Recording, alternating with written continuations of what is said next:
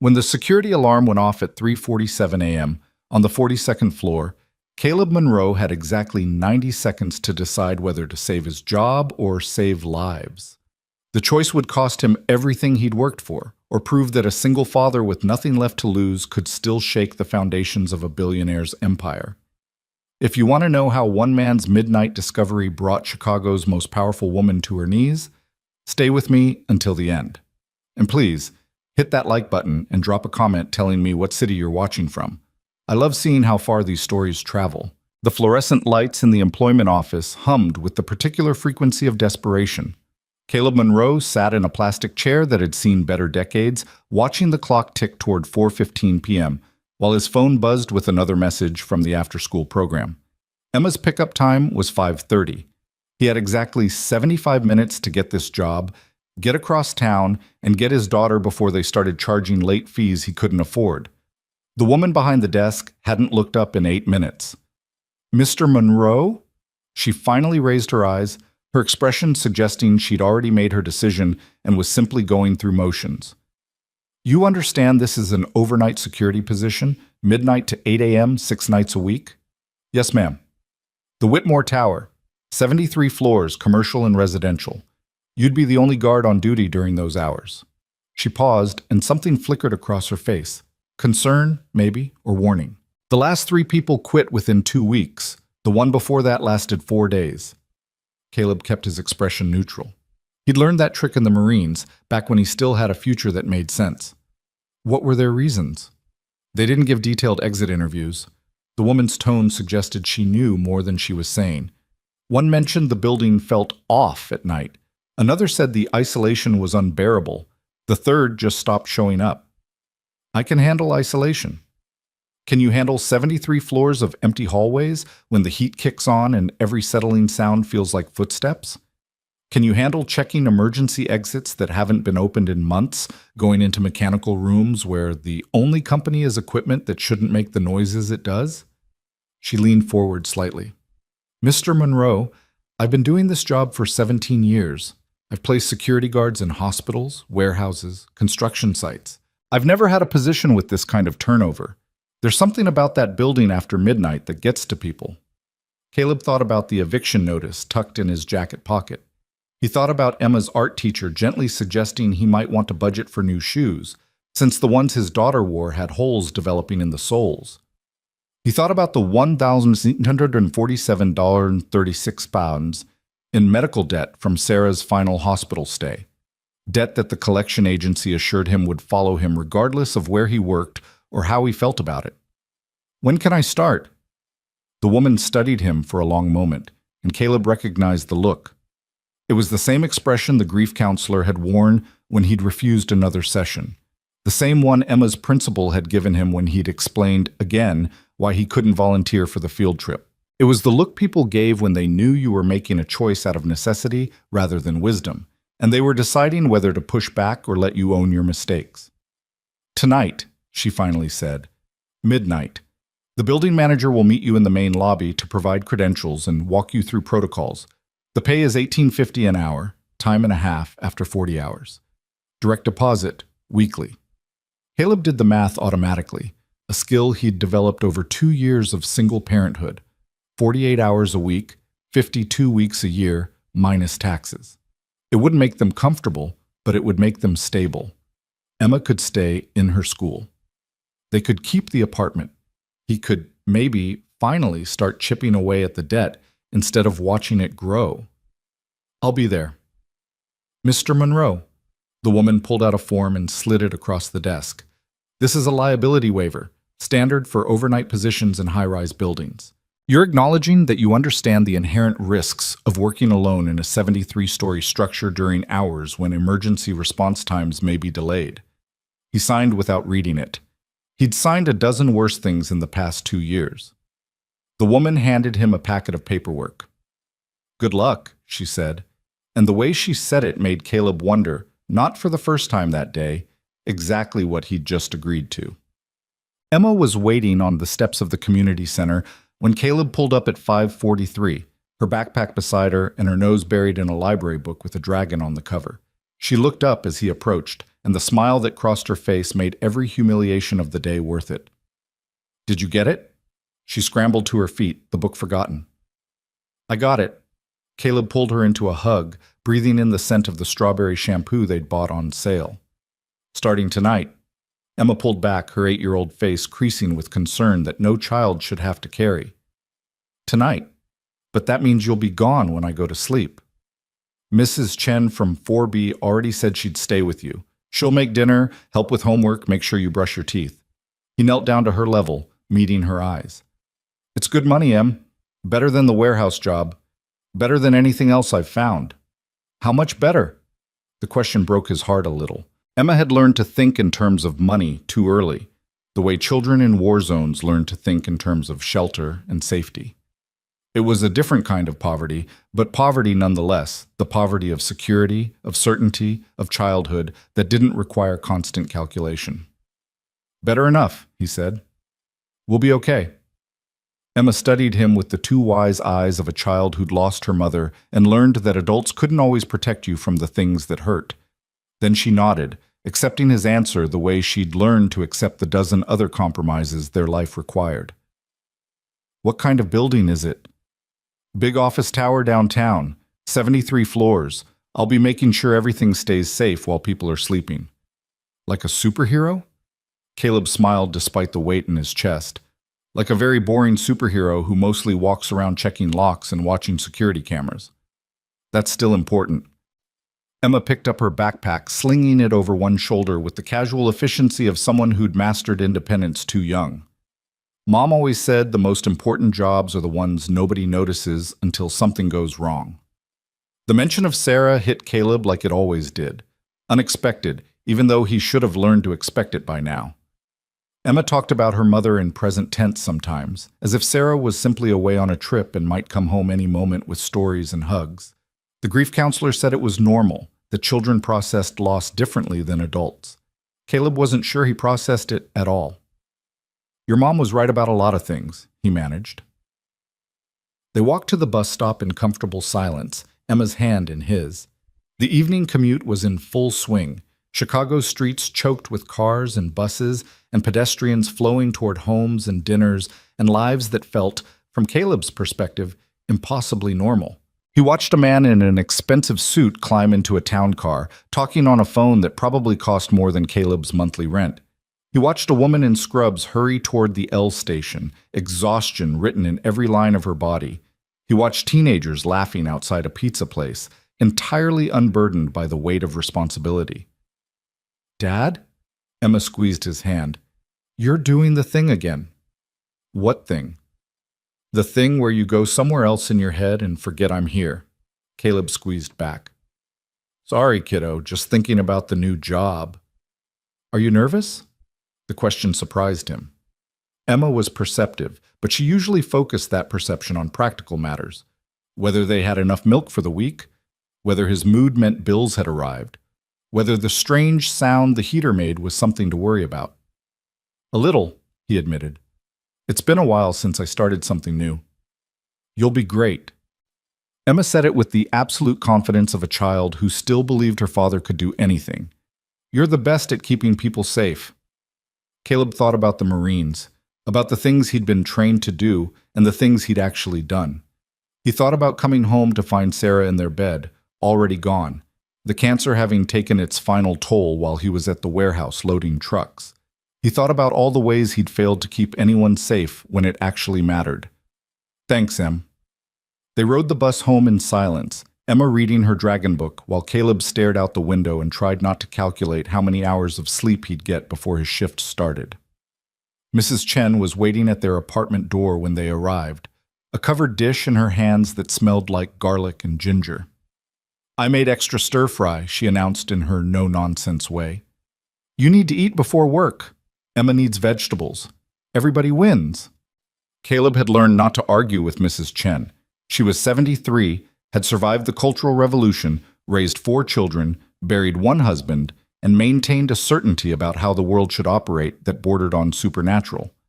When she'd heard about Sarah's death, she'd appeared at their door with food and instructions and a matter-of-fact kindness that had carried them through the worst months.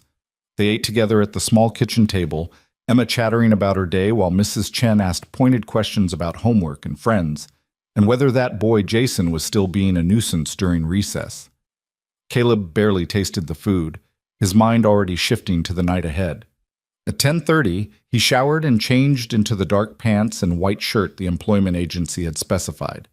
He checked his wallet, $14 and a credit card he was afraid to use. He checked his phone, fully charged, emergency numbers programmed in. He checked the locks on the windows, the batteries in the smoke detector, the list of instructions he'd written for Mrs. Chen, even though she'd watched Emma a dozen times and knew the routine better than he did. Dad. Emma appeared in her pajamas, her hair still damp from her own shower. You're doing the thing again. What thing? The worrying thing. We'll be fine. Mrs. Chen makes the best hot chocolate, and she said we could watch one movie before bed. Caleb knelt down and pulled her into a hug. She felt impossibly small, impossibly fragile, impossibly important. You call me if you need anything, anything at all. I don't care what time it is. I know. And you brush your teeth after the hot chocolate. I know. And you Dad? Emma pulled back and looked at him with Sarah's eyes. I'll be okay. You'll be okay. It's just one night. Just one night. The first of hundreds, if this job worked out. The first of a new routine that would keep them fed and housed and stable, even if it meant Caleb sleeping while Emma was at school and working while she slept. Even if it meant their conversations would happen in the margins, breakfast before she left, dinner when he returned, weekends if he was lucky. It wasn't the life he'd imagined when Sarah was alive, and the future felt like something they were building together. But it was the life they had, and he'd learned to accept the difference. I love you, kiddo. Love you too, Dad. Be safe. Caleb kissed her forehead, nodded to Mrs. Chen, and headed out into the November night. Otuts. The Whitmore Tower rose against the Chicago skyline like a shard of crystallized ambition. 73 floors of glass and steel, reflecting the city lights in geometric patterns that suggested both beauty and coldness. Caleb had passed it 100 times on various bus routes, never really seeing it, just another monument to wealth and power, existing in a world separate from his own. Now, standing in front of the main entrance at 11:47 p.m., he saw it differently. The building was dark except for minimal security lighting and the scattered glow of offices where people had forgotten to turn off their computers. The plaza surrounding it was empty, the lunch hour crowds and business day pedestrians long gone. A cold wind blew off the lake, carrying the promise of winter and the smell of coming snow. Caleb pulled his jacket tighter and approached the glass doors. A man in his 50s waited inside, visible through the transparent walls like a specimen in a display case. He unlocked the door as Caleb approached, his expression professionally neutral. Caleb Monroe? Yes, sir. I'm Gary Westbrook, building manager. His handshake was firm but brief. You're on time. That's a good start. Gary was the kind of man who'd probably been middle management his entire career, competent enough to keep his job, ambitious enough to resent not advancing further, bitter enough to take it out on subordinates when opportunity arose. Caleb had met a dozen Gary Westbrooks in various positions of minor authority. Let's get you set up. Gary gestured toward the security desk, a sleek console of monitors and equipment that looked more expensive than everything Caleb owned combined. This is your primary station. You've got eyes on all public areas, lobbies, elevator banks, parking garage, loading docks. Residential floors have their own private security, so you don't monitor those unless there's an alarm. He pulled out a badge and a set of keys. This is your access credential. Gets you into all commercial floors, mechanical rooms, emergency exits, roof access. Don't lose it. Replacement costs $200 and comes out of your paycheck. Caleb clipped the badge to his belt. Your primary responsibilities are patrols and monitoring. Gary pulled up a schedule on one of the monitors. You walk the building twice per shift, once around 2 a.m., once around 6. Check all emergency exits, make sure they're secure. Check mechanical rooms, make sure nothing's leaking or making unusual sounds. Check the parking garage, make sure all vehicles belong. Everything else you do from this desk. Watch the monitors, log any unusual activity, respond to alarms. What kind of alarms should I expect? Mostly false alarms from businesses with faulty motion sensors. We've got a list of chronic offenders. Gary handed him a printed sheet. You'll get a feel for it. If anything seems genuinely wrong, fire, break-in, medical emergency, you call 911 first, then call me, in that order. Understood. Gary studied him for a moment, and Caleb saw the same expression the employment agency woman had worn, a mixture of skepticism and curiosity. You know why this position has such high turnover? The agency mentioned the building feels off at night. It's a 73-story structure with central heating, automatic lighting systems, and enough mechanical equipment to power a small city. It makes sounds. It shifts. It settles. Some people can't handle that. Gary's tone suggested he had limited patience for weakness. Can you? Caleb thought about Marine's training, about sleeping in the desert with explosions in the distance and sand in every crevice. He thought about the warehouse job, 10 hours of repetitive labor in a building so loud you couldn't hear yourself think. He thought about sitting in a hospital room, listening to machines breathe for someone who couldn't breathe for herself. I can handle it. We'll see. Gary walked him through the various systems, how to reset alarms, how to review camera footage, how to log incidents in the digital record. He showed him the break room, the bathroom, the emergency protocols taped to the wall behind the desk. He explained the coffee maker, the thermostat, the backup generator procedures. At 12:47 a.m., Gary checked his watch. That's everything. You've got my number if you need me, but don't call unless it's actually important. I don't get paid to hold your hand. Understood. First patrol at 2 a.m. Start at the bottom. Work your way up. Move steadily. Don't waste time, but don't rush either. If you fall in a stairwell at 3 in the morning, no one will find you until the day shift arrives. Gary headed toward the door, then paused. And Monroe? If you're going to quit, do it now. Don't wait until you're 3 hours into a shift and realize you can't hack it. I'm not going to quit. Gary's expression suggested he'd heard that before. Then he was gone. The glass door closing behind him with a soft hiss of hydraulics, leaving Caleb alone in the vast, empty lobby. The silence was immediate and absolute. Caleb sat down at the security desk and tried to orient himself. 12 monitors showed various views of the building, parking garage levels, elevator lobbies, emergency stairwells, loading docks. Most of the screens showed nothing but empty spaces lit by harsh fluorescent bulbs. A few showed the faint glow of exit signs in darkened hallways. He pulled out his phone and texted Mrs. Chen. Everything okay? The response came immediately. Emma asleep. Stop worrying. He smiled despite himself, then pocketed the phone and turned his attention to the monitors. The building settled around him with sounds that seemed amplified by the emptiness. The hum of ventilation systems, the distant rumble of elevators running maintenance cycles, the periodic clicks and groans of thermal expansion and contraction. It was, as Gary had warned, unsettling. Not frightening exactly, but wrong, in a way Caleb couldn't quite articulate. Like hearing someone breathe in a room you thought was empty. He spent the first hour familiarizing himself with the camera system, learning which button accessed which view, which floors had motion sensors that triggered false alarms, which areas were genuinely off-limits versus simply unoccupied. The building was a maze of commercial spaces, law firms, consulting agencies, financial companies, tech startups. Dozens of businesses, hundreds of employees, all absent now, leaving behind only the evidence of their daytime presence. At 2 o'clock a.m., Caleb began his first patrol. The elevator bank was empty and eerily quiet. He pressed the button for the parking garage. Gary had recommended starting at the bottom and working up, and waited while the machinery engaged. The elevator descended with smooth efficiency, the digital display counting down floors while Caleb's reflection stared back at him from the polished metal doors. He looked tired. He always looked tired these days.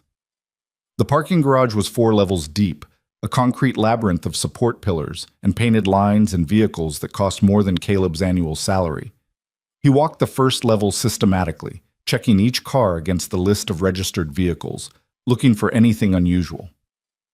A Mercedes, a Tesla, a Range Rover, a collection of luxury sedans that probably represented someone's entire investment portfolio. Nothing unusual, nothing out of place. He took the stairs to the second level, Partly to save time, partly because Gary's warning about falling in a stairwell had made him want to test the route while he was alert. The concrete echoed with his footsteps, the sound bouncing off walls in a way that made one person sound like several. The second level was identical to the first. More expensive cars, more empty spaces, more fluorescent lights casting harsh shadows. Caleb moved through it methodically, his training clicking in without conscious thought. Observe, assess, move on. Don't linger. Don't let your imagination fill the empty spaces with threats that aren't there. The third level had a BMW with a flat tire. He logged it on his phone, took a photo, moved on. The fourth level had a smell. Caleb noticed it immediately, something chemical and wrong, like cleaning supplies mixed with something organic. He followed his nose to the far corner where the garage's drainage system emptied into a floor drain. Someone had dumped something, recently enough that the smell hadn't dissipated. Motor oil, maybe. Or paint thinner. He took photos, made notes, marked it for Gary to handle in the morning. Then he headed back to the elevator and began working his way up through the commercial floors. The 2nd through 15th floors were a repetitive blur of identical hallways and locked office doors.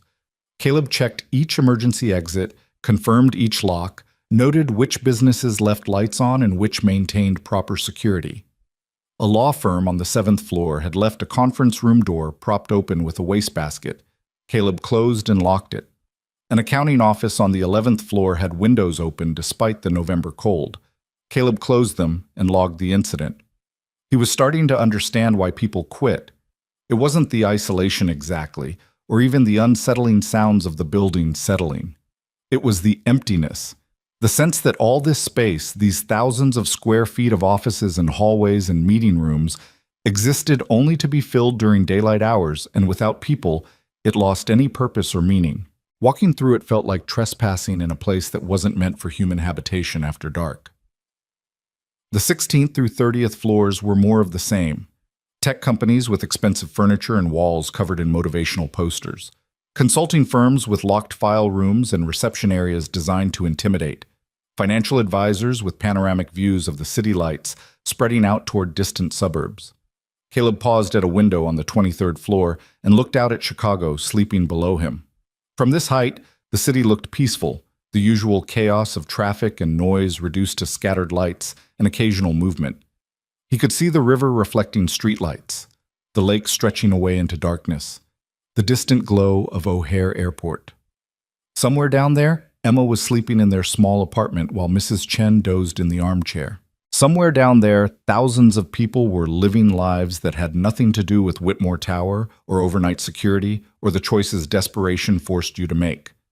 He checked his phone, 3:17 a.m. He was making good time. The 31st through 50th floors took another hour. More offices, more locked doors, more emergency exits that hadn't been opened in months. Caleb's feet were starting to hurt, his legs reminding him that he wasn't 22 anymore.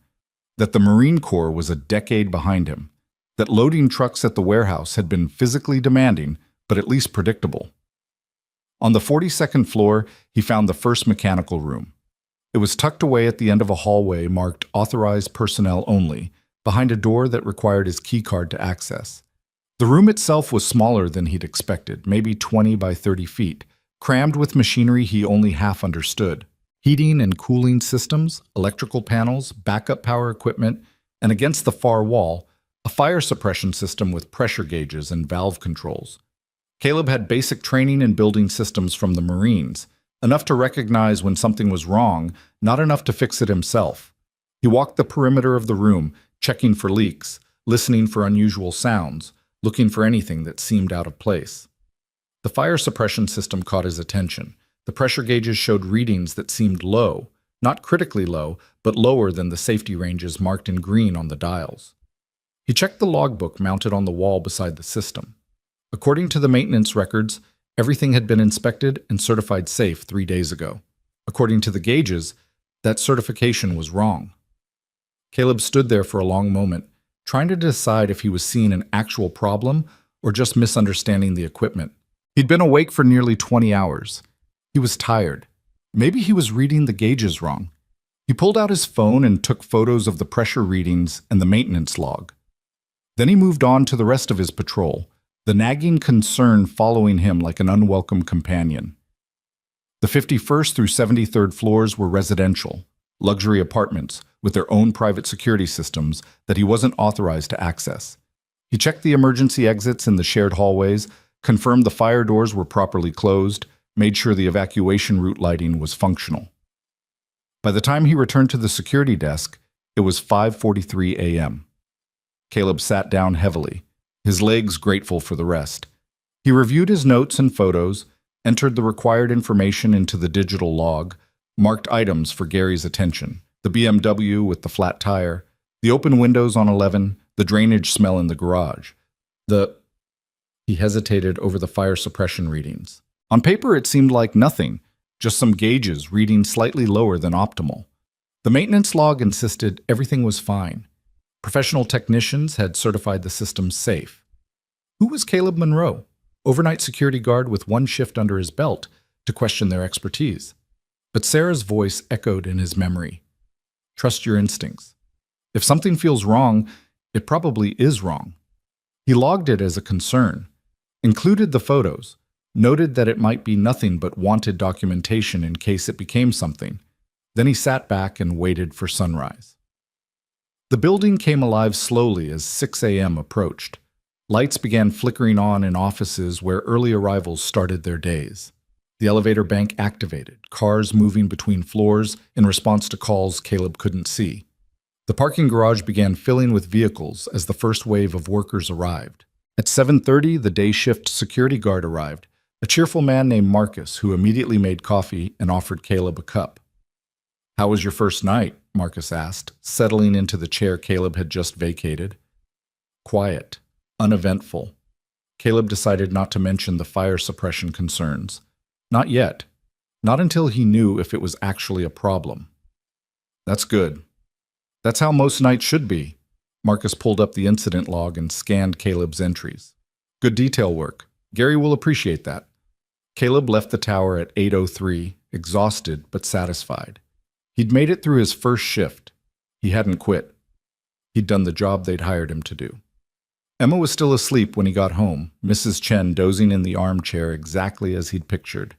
He thanked her quietly, pressed money into her hand that she tried to refuse, and waited until she was safely in her own apartment before collapsing onto the couch. His last thought before sleep claimed him was of those pressure gauges, reading lower than they should, in a building full of people who would arrive in a few hours and trust that everything was safe. Then exhaustion won, and Caleb surrendered to darkness. Caleb woke to the sound of Emma's laughter drifting through the apartment, followed by the clatter of breakfast dishes. Sunlight streamed through the thin curtains, harsh and accusing, reminding him that he'd slept through most of the day. He checked his phone. 2:37 p.m. He had 9 hours before his next shift. His body ached in unfamiliar places. The warehouse job had been brutal on his back and shoulders, but at least it had been consistent punishment. The security work was different. Hours of walking followed by hours of sitting. His muscles never quite sure what they were supposed to be doing. He stood slowly, joints protesting, and shuffled into the kitchen. Emma sat at the table with a half-eaten peanut butter sandwich and her dragon book, so absorbed she didn't notice him immediately. When she looked up, her face broke into a smile that made the exhaustion worthwhile. "You're awake. I was quiet like Mrs. Chen said, but I kept checking to make sure you were still breathing." "I'm still breathing, kiddo." Caleb kissed the top of her head and reached for the coffee pot, finding it still warm. Mrs. Chen's work, undoubtedly. "How was school?" "Good. We started multiplication tables. Jason said they were stupid, but I think they're like puzzles." She took a bite of sandwich, chewed thoughtfully. "Are you tired?" "A little, but I'm okay." He poured coffee, added sugar he couldn't really afford. "Tell me about the puzzles." Emma launched into an explanation of multiplication that was equal parts enthusiasm and confusion, mixing actual mathematics with her own creative interpretations.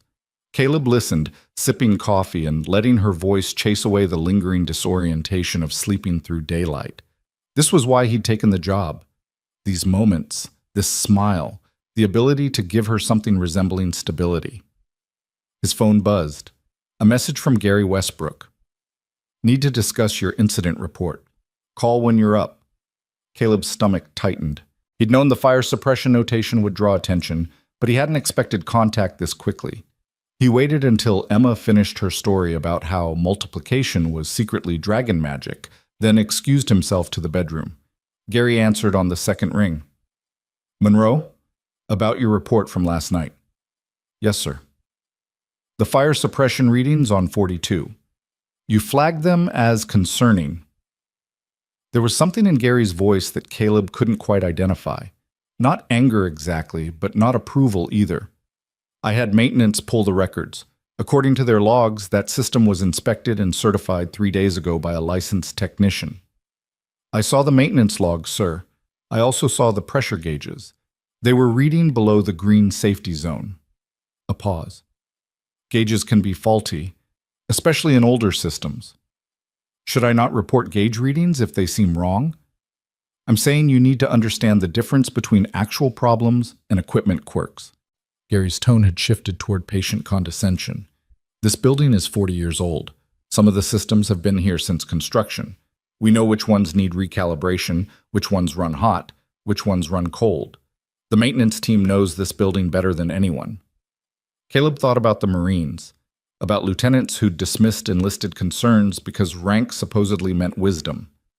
He thought about the warehouse supervisor who'd ignored safety violations because addressing them would slow productivity. He'd seen this movie before. "Understood, sir. Should I stop logging equipment that appears to be operating outside normal parameters?" Another pause, longer this time. "Log what you see. But trust that the people who maintain this building know what they're doing. That system has been operating for 4 decades without incident." "Yes, sir." "You've got shift 2 tonight. Same routine. Any other questions?" "No, sir." Gary hung up without saying goodbye. Caleb stood in the bedroom, staring at his phone and feeling the familiar weight of institutional dismissal.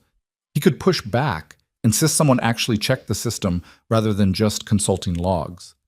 He could make noise, demand attention, refuse to accept reassurances that contradicted what he'd seen with his own eyes. He could also get fired on his second day. Emma appeared in the doorway, her expression concerned in that too adult way she had. "Was that your boss?" "Yeah, just checking on how the first night went." "Did you get in trouble?" The question startled him. "No, why would I be in trouble?" "You look worried." She crossed to him, slipping her hand into his. "You always look worried when you think someone's mad at you." Caleb pulled her into a hug, breathing in the scent of peanut butter and strawberry shampoo. 8 years old and already reading his moods like a professional psychologist. Sarah would have been proud. Sarah would have also told him not to back down if he genuinely believed something was wrong. "I'm not in trouble," he said, making it true through sheer force of will. "Just learning the new job. There's always an adjustment period." Emma accepted this, returning to the kitchen and her book. Caleb followed, drinking coffee and trying to shake the nagging concern that had taken root somewhere in his chest. Maybe Gary was right. Maybe the gauges were faulty. Maybe he was creating problems where none existed because he was exhausted and paranoid and desperate not to fail at yet another job. Or maybe the pressure readings were accurate and someone was lying about the inspections. He spent the afternoon with Emma, helping with homework, playing a game she'd invented that involved dragons and multiplication tables, making dinner from whatever combination of pasta and canned vegetables they had available. At 7:30, Mrs. Chen arrived with more food Caleb couldn't afford to refuse, and he went through the same routine of preparation and departure. The Whitmore Tower looked different in evening light, the glass facade reflecting the sunset in shades of amber and gold, beautiful and cold, like everything else about the building. Caleb arrived 15 minutes early, watching the day shift workers stream out, men and women in business casual carrying briefcases and talking on phones, their lives continuing beyond the building's walls. Marcus greeted him cheerfully. "Night 2, still here. That's better than the last guy." "What happened to the last guy?" "Said he saw someone on the 42nd floor during his patrol. Insisted he'd watched a figure move past a window in one of the offices." Marcus shrugged. "Reviewed the camera footage. Nothing there. He quit the next day, said the building was haunted." Caleb thought about the 42nd floor, about the mechanical room, and the pressure gauges. "Did he say which office?" "Maintenance area, I think. Why?" "Just curious." Marcus studied him for a moment, then seemed to decide it wasn't his business. Gary leave you any special instructions? Just the usual routine. Then you're good to go. Stay warm. They're predicting snow tonight. Caleb settled into the security desk, watching Marcus leave and the building empty around him. The monitors showed the same empty spaces as the night before, the same harsh lighting and exit signs glowing in darkened hallways. He spent the first hour reviewing camera footage from the previous week, looking for the figure Marcus had mentioned. Nothing. Just empty hallways and locked doors, and the occasional flicker of lights responding to automatic timers. At midnight, he began his patrol. The parking garage was quiet, the expensive cars sitting exactly where their owners had left them. Caleb walked the levels systematically, checking for the smell he'd noticed the previous night. It was fainter now, either dissipating naturally or someone had cleaned it up. He made a note, took photos showing improvement, moved on. The commercial floors were identical to the night before. Locked offices, emergency exits, windows that needed closing. On the 11th floor, the same accounting firm had left the same windows open. Caleb closed them again and made a detailed note suggesting someone actually talked to the tenant about security protocols. On the 23rd floor, he paused at the window overlooking the city. Snow was starting to fall, light flakes drifting past the glass and disappearing into the darkness below. Chicago looked peaceful under the developing blanket of white, the harsh edges of the city softened by accumulation. His phone buzzed. Emma, texting past her bedtime. Can't sleep, missing you. Caleb's chest tightened. He typed back, missing you too, kiddo. Close your eyes and think about dragon puzzles. Mrs. Chen says you're being a superhero. Mrs. Chen is very kind. Are you safe? The question hit harder than it should have. Very safe.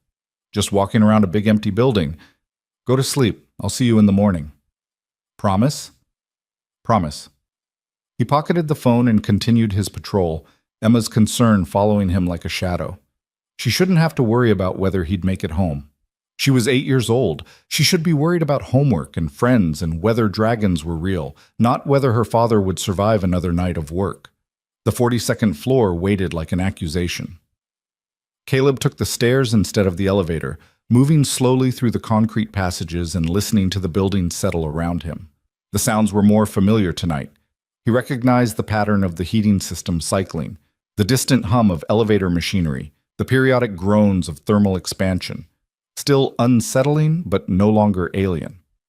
The mechanical room door required his key card. He swiped it, heard the lock disengage, pushed inside. The fire suppression system sat against the far wall exactly as he'd left it, pressure gauges showing the same readings as the night before. Caleb pulled out his phone and photographed them again, making sure to capture the maintenance log for comparison. Then he stood there, studying the equipment with the limited knowledge he possessed. The system itself was straightforward enough, a network of pipes and valves designed to flood the building with suppressant in case of fire. The pressure gauges measured the force available to push that suppressant through the pipes. If the pressure was too low, the system couldn't function properly. Sections of the building would be left unprotected. The readings were definitely in the yellow zone, not critical, but below optimal. And according to the gauges, they'd been that way for at least 2 days, which meant the inspection that supposedly certified everything safe had either missed the problem or ignored it. Caleb checked the other mechanical systems in the room. The HVAC equipment hummed along normally, temperatures within expected ranges. The electrical panels showed no unusual readings. Everything else appeared to be functioning exactly as designed, just the fire suppression system quietly failing. He pulled up his phone and searched for information about building fire safety requirements, scrolling through regulations and technical specifications until his eyes blurred. The deeper he dug, the more concerned he became. The pressure readings he was seeing weren't just suboptimal, they were potentially dangerous. In a building this size with this many occupants, a malfunctioning suppression system represented catastrophic risk, and someone had certified it safe 3 days ago. Caleb took more photos, documented everything he could see, made detailed notes about gauge positions and maintenance log entries. Then he left the mechanical room and continued his patrol, the weight of knowledge sitting heavy in his stomach. The rest of the building was quiet and uneventful. Emergency exits secure, doors locked, no unusual activity. Caleb returned to the security desk at 6:15, his second patrol complete. his concern amplified rather than diminished. He spent the remaining time before shift change researching fire suppression systems, learning terminology and safety standards and inspection protocols. The more he learned, the more certain he became that something was wrong. The pressure readings he'd documented weren't borderline. They were clearly inadequate. Any competent inspection should have caught them immediately, which meant either the inspection hadn't actually happened or someone had lied about the results. Marcus arrived at 7:30 with his usual cheerful demeanor and excellent coffee. How was night 2? Quiet. Caleb hesitated, then decided to risk it. Can I ask you something? Sure. How long have you worked here? 6 years? Why? The fire suppression systems. Do they get inspected regularly? Marcus shrugged. That's maintenance department territory. I just watch cameras and check doors. Why? Just curious, learning the building. Marcus seemed satisfied with that answer, turning his attention to the incident log. Caleb logged out, gathered his things, and headed home through snow that was accumulating faster than the weather forecast had predicted. Emma was awake when he arrived, sitting at the kitchen table with Mrs. Chen and a bowl of oatmeal. She jumped up when he walked in, wrapping her arms around his waist. You promised you'd be safe. I was safe, see? Not a scratch on me. It's snowing. I noticed. Beautiful, isn't it? Emma pulled back and looked up at him with Sarah's eyes. You look worried again. Mrs. Chen stood, collecting her coat and bag. I made extra oatmeal. Emma already ate. You need to sleep. You look terrible. Thank you, Mrs. Chen. She paused at the door, studying him with the penetrating gaze of someone who'd survived too much to be fooled by polite evasions.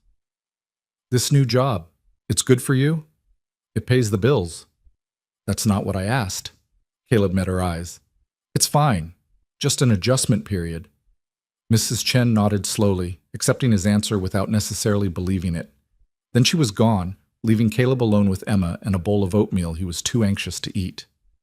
Dad? Emma had returned to the table, watching him with that too perceptive expression. What's wrong? Nothing's wrong. You're doing the thing where you try to protect me from grown-up problems. Caleb sat down across from her, suddenly exhausted in a way that had nothing to do with lack of sleep. How did you get so smart? Mom said I got it from you, so if something's worrying you, you should tell me. Maybe I can help. He looked at his 8-year-old daughter and felt the familiar war between honesty and protection. Sarah had always advocated for honesty, age-appropriate honesty, but honesty nonetheless. She'd believed children could handle more truth than adults usually gave them credit for. There's something at work that I'm trying to figure out, he finally said. Equipment that might not be working right. I reported it, but the people in charge say it's fine. Do you think they're wrong? I don't know. Maybe. Or maybe I just don't understand the equipment well enough. Emma considered this, chewing her oatmeal thoughtfully. Mom always said if something seems wrong, it probably is wrong, even if other people say it's fine. Your mom was usually right. So what are you going to do? Caleb looked at his daughter and saw Sarah's certainty reflected back at him, the absolute conviction that doing the right thing mattered more than doing the easy thing. Emma was 8 years old and already understood principles that some adults never learned. I'm going to keep watching it, and if I'm still concerned, I'm going to push harder. Emma nodded, satisfied. Good, because you're the superhero who keeps people safe, even if they don't know it. She finished her oatmeal, kissed him on the cheek, and headed to her room to get ready for school. Caleb sat at the kitchen table staring at the bowl in front of him and feeling the weight of responsibility settle over his shoulders like a physical thing. He slept fitfully that afternoon, dreams filled with pressure gauges and maintenance logs and buildings full of people who trusted that someone was keeping them safe. When he woke at 3, he spent an hour on his phone researching fire safety inspectors, trying to understand what a legitimate inspection entailed and how to verify whether one had actually occurred.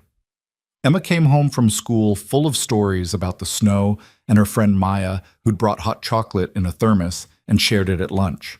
Caleb listened, made encouraging sounds, and tried not to think about the shift ahead. Mrs. Chen arrived at 7:30. Caleb went through his routine: shower, dress, check locks, kiss Emma goodbye.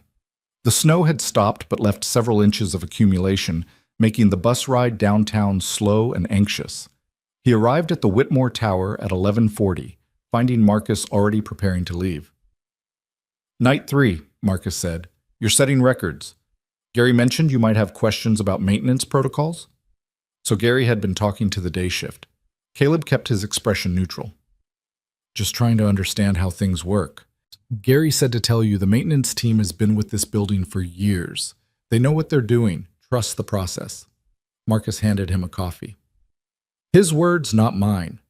Personally, I think it's good when people ask questions. Shows you give a damn." "Thanks." Marcus left, and Caleb settled into what was becoming a familiar routine. Check the monitors. Review the incident log. Familiarize himself with the building's rhythms. Tonight felt different, though, charged with a tension that had nothing to do with the empty hallways or settling sounds. He started his patrol at 2 a.m., moving through the parking garage and commercial floors with mechanical efficiency. Everything was quiet, secure, exactly as it should be. On the 42nd floor, he hesitated outside the mechanical room, his keycard in hand. Gary had made his position clear. The maintenance team was experienced and trustworthy. The inspections were legitimate. Caleb was overstepping by continuing to question their expertise, but the pressure gauges didn't lie. He swiped his card and entered the room, already knowing what he'd find. The suppression system sat against the wall, pressure readings unchanged from the previous 2 nights. Still in the yellow zone, still below optimal, still certified safe by an inspection that claimed everything was fine. Caleb photographed the gauges again, then did something he hadn't done before. He followed the pipes from the pressure system along the wall, tracking their route through the mechanical room and into the ceiling. The pipes were old, showing signs of corrosion and wear that 40 years of service would naturally produce. Nothing immediately alarming, but nothing that inspired confidence either. Near the ceiling access panel, he noticed something odd. A section of pipe showed fresh paint, bright silver against the duller finish of the surrounding system. Someone had done recent work here, covering something. Caleb pulled over a stepladder and climbed up for a closer look. The fresh paint covered what looked like a repair patch, a sleeve fitted over the pipe to seal a weak point or leak. The work appeared professional enough, but it raised questions. If repairs had been made recently, why wasn't there documentation in the maintenance log? And if the pipe had needed repair, what did that say about the overall integrity of the system? Caleb took photos from multiple angles, documenting the repair work and its location relative to the pressure gauges. Then he climbed down, returned the ladder, and stood in the mechanical room trying to decide what to do with this information. He could report it to Gary and get another lecture about trusting the process. He could ignore it and hope someone more qualified was monitoring the situation. He could keep documenting and wait for evidence to accumulate beyond the point of dismissal. Or he could do what Sarah would have done, push until he got real answers. His phone buzzed. Emma, texting at 2:43 in the morning, "Can't sleep again. Worried about you." Caleb's chest tightened. "I'm fine, kiddo. Why are you worried?" "Bad dream. You were in trouble and I couldn't help." "I'm not in trouble, I promise. Just walking around checking doors." "You promise you'll come home?" "I always come home. Now close your eyes and think about dragon puzzles. I'll see you in the morning." "Love you, Dad." "Love you too, Em." He pocketed his phone and left the mechanical room, the weight of Emma's concern adding to the burden of knowledge he was carrying. She was 8 years old and having nightmares about losing him, because she'd already lost Sarah, because she understood, on some fundamental level, that the adults in her life couldn't always protect her from the things that hurt. Caleb finished his patrol in a state of growing determination. By the time he returned to the security desk, he'd made his decision. He couldn't ignore this. Couldn't pretend the evidence he was seeing didn't matter. Couldn't trust that someone else was handling a problem that might not exist. He pulled up the maintenance department contact list and found the name of the chief inspector, Robert Chen, no relation to Mrs. Chen despite the shared surname. The email was available, but calling at 3 in the morning seemed inadvisable. Instead, Caleb composed a detailed message, attaching photos of the pressure gauges, the maintenance log, and the fresh pipe repair. He explained his concerns professionally, acknowledged his limited expertise, and asked for clarification about the recent inspection. His finger hovered over the send button for a full minute. Sending this email would create waves. Gary had already warned him about making problems. The maintenance team had decades of experience. Caleb had 3 nights of security work and Marine Corps training that barely qualified him to identify issues, let alone question professionals. But the pressure readings were wrong, the certification was suspicious, and somewhere in this building, thousands of people would arrive in a few hours and trust that someone was keeping them safe. Caleb pressed send. The email disappeared into the digital void, and immediately Caleb felt the weight of potential consequences. He'd just gone over Gary's head, questioned the maintenance department's integrity, and inserted himself into systems he barely understood. He could be creating enormous problems over a misunderstanding. He could be ending his career on night 3 over gauges that were simply miscalibrated. Or he could be the only person paying attention to a catastrophic failure waiting to happen. The rest of the shift passed in anxious anticipation. Caleb watched the monitors, walked his second patrol, and waited for some response to his email. None came. By the time Marcus arrived at 7:30, Caleb's nerves were stretched thin. "You look rough," Marcus observed. "Bad night?" "Long night. Everything was quiet." "That's the best kind." Marcus reviewed the incident log, finding nothing unusual. "Gary wants to see you before you leave. He's coming in early." Caleb's stomach dropped. "Did he say why?" "Just said he needed to talk to you. Probably routine stuff. You're still in your probation period." But Caleb knew it wasn't routine. Gary had somehow learned about the email to Robert Chen, and now there would be consequences. He gathered his things slowly, trying to prepare for whatever confrontation was coming. Gary arrived at 7:53, his expression professionally neutral in a way that promised nothing good. "Monroe, my office, now." The building manager's office was on the 3rd floor, a small space with a desk, 2 chairs, and a window overlooking the plaza. Gary closed the door and gestured to one of the chairs. Caleb sat, feeling like he was back in the principal's office getting lectured about fighting on the playground. "I received an interesting call this morning," Gary began, settling into his own chair. "From Robert Chen in maintenance. Apparently you sent him an email at 3 a.m. questioning the integrity of our fire suppression inspections. I documented concerns I've observed over 3 consecutive nights. You went over my head." Gary's voice was flat. "I specifically told you the maintenance team knows this building. I specifically said to trust the process, and you decided your 3 nights of experience trumped their decades of expertise. The pressure gauges are reading in the yellow zone. The maintenance log says the system was inspected and certified 3 days ago. Those 2 facts don't reconcile. Gauges can be miscalibrated. That's why we have trained technicians who understand the full context of building systems." Gary leaned forward. "Do you know what happens when someone makes unsubstantiated safety accusations? We have to investigate. We have to document. We have to bring in external inspectors to verify that the internal inspections were legitimate. All of that costs time and money, and all of it creates liability exposure for the company. If the system is actually unsafe, the system is fine. Robert Chen personally reviewed your photos and confirmed the readings are within acceptable operational parameters for this specific equipment configuration. The gauges read slightly lower than optimal because of pressure variations in the upper floors, which the technicians account for during inspections. This is exactly the kind of thing I warned you about, misunderstanding equipment quirks and creating problems where none exist." But Caleb sat very still, trying to process what Gary was telling him. It was possible. Everything Gary said was technically possible. Old buildings had quirks. Experienced technicians understood those quirks. An overnight security guard with limited knowledge could easily misinterpret normal variations as dangerous failures. But something in Gary's tone bothered him, a defensiveness that felt less like explanation and more like justification. "What about the pipe repair in the mechanical room?" Caleb asked. "Fresh paint covering a sleeve repair and no documentation in the maintenance log." Gary's expression flickered, just for a second, but long enough for Caleb to see he'd touched something real. "What pipe repair?" "In the 42nd floor mechanical room, section of the suppression line near the ceiling access panel.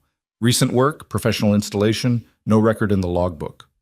Gary was quiet for a long moment. "I'll have Robert look into it." "But you just said—" "I said the pressure readings are normal. I didn't say every maintenance action is perfectly documented. Sometimes emergency repairs happen, and the paperwork catches up later." Gary stood, signaling the conversation was over. "Monroe?" You're in your probation period. Right now, I'm deciding whether you're a good fit for this position. Employees who create unnecessary problems and ignore direct instructions from management don't typically make it past probation. Do you understand what I'm telling you? Caleb understood perfectly. Shut up and do your job or find yourself unemployed again. He thought about Emma, about the eviction notice he'd barely avoided, about the medical debt and the empty bank account, and the 1,000 daily humiliations of poverty. He thought about Sarah saying, "Trust your instincts." "I understand," he said quietly. "Good. Go home. Get some sleep. Come back tonight ready to do the job we hired you for, checking locks and watching cameras. Leave the maintenance concerns to maintenance." Gary opened the door. "And Monroe? No more emails to department heads at 3 in the morning." Caleb left the office, rode the elevator down to the lobby, and walked out into morning sunlight that felt harsh and accusing. He'd pushed back and been slapped down. He'd questioned authority and been reminded of his place. He'd tried to do the right thing and been told he was causing problems. The bus ride home was long and miserable. Emma was at school, Mrs. Chen was back in her own apartment, and Caleb had the place to himself. He should have slept. Instead, he sat at the kitchen table with his phone, pulling up the photos he'd taken of the pressure gauges and the pipe repair. Robert Chen said the readings were within acceptable operational parameters. Gary said the gauges were known to read low. Both explanations were plausible, but neither explained why a fresh repair wasn't documented in the maintenance log.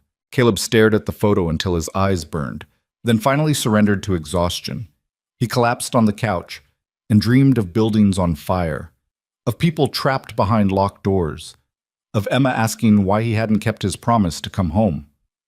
He woke to darkness and his phone buzzing with Mrs. Chen's arrival. Time for another shift. Time to decide whether he was going to shut up and do his job or keep pushing and risk losing everything. Emma hugged him tight before he left. "Be safe tonight, Dad." "Always am, kiddo.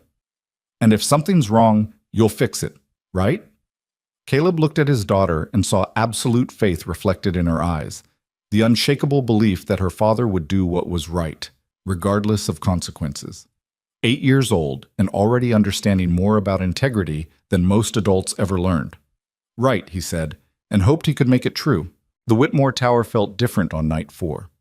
Caleb couldn't explain it exactly. The building looked the same. The monitors showed the same empty hallways. The sounds of settling and mechanical systems followed the same patterns. But something had shifted, like the moment before a storm when the air pressure changed and animals grew restless with instinctive knowledge that danger approached. Marcus was finishing his shift when Caleb arrived, and the day guard's usual cheerfulness seemed muted. "Gary talked to you this morning?" "He did?" "Thought so. He was in a mood all day. Snapped at one of the cleaning crew for leaving a vacuum in the hallway." Marcus handed over the security log. "Listen, man, I don't know what's going on with the maintenance stuff, but be careful. Gary's got friends in corporate. He can make life difficult for people who get on his bad side." "Noted." "I'm serious." Last year, a janitor reported some safety issue, I don't even remember what, and Gary had him transferred to a different building within a week.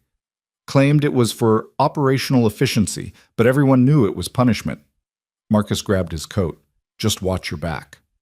After Marcus left, Caleb sat at the security desk and tried to focus on the monitors. But his mind kept returning to the mechanical room on 42, to the pressure gauges reading yellow, to the undocumented pipe repair. Gary's explanation made sense on the surface.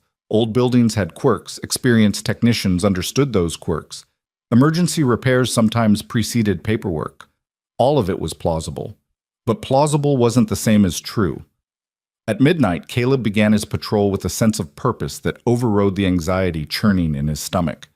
He moved through the parking garage quickly, barely glancing at the expensive cars or checking for the chemical smell that had long since dissipated. The commercial floors received the same cursory attention: locks checked, emergency exits confirmed, windows secured. He was moving toward the 42nd floor with single-minded determination. The mechanical room waited behind its locked door, machinery humming in the fluorescent lighting. Caleb entered and went straight to the fire suppression system, photographing the pressure gauges out of habit before turning his attention to the ceiling. The repaired section of pipe was harder to see from the ground than he remembered, the fresh paint blending better with the older system in the harsh overhead lights. He dragged over the stepladder and climbed up, examining the repair work more carefully than he had the previous night. The sleeve was professional quality, properly fitted and sealed. But up close, Caleb could see something he'd missed before. A faint outline under the paint, barely visible, suggesting the repair covered more than just a small weak point. The shape was wrong somehow, too large for a simple patch job. He pulled out his phone and took close-up photos from multiple angles, then did something he probably shouldn't have. He scraped carefully at the edge of the paint with his pocket knife, revealing the metal underneath. The sleeve was covering a crack.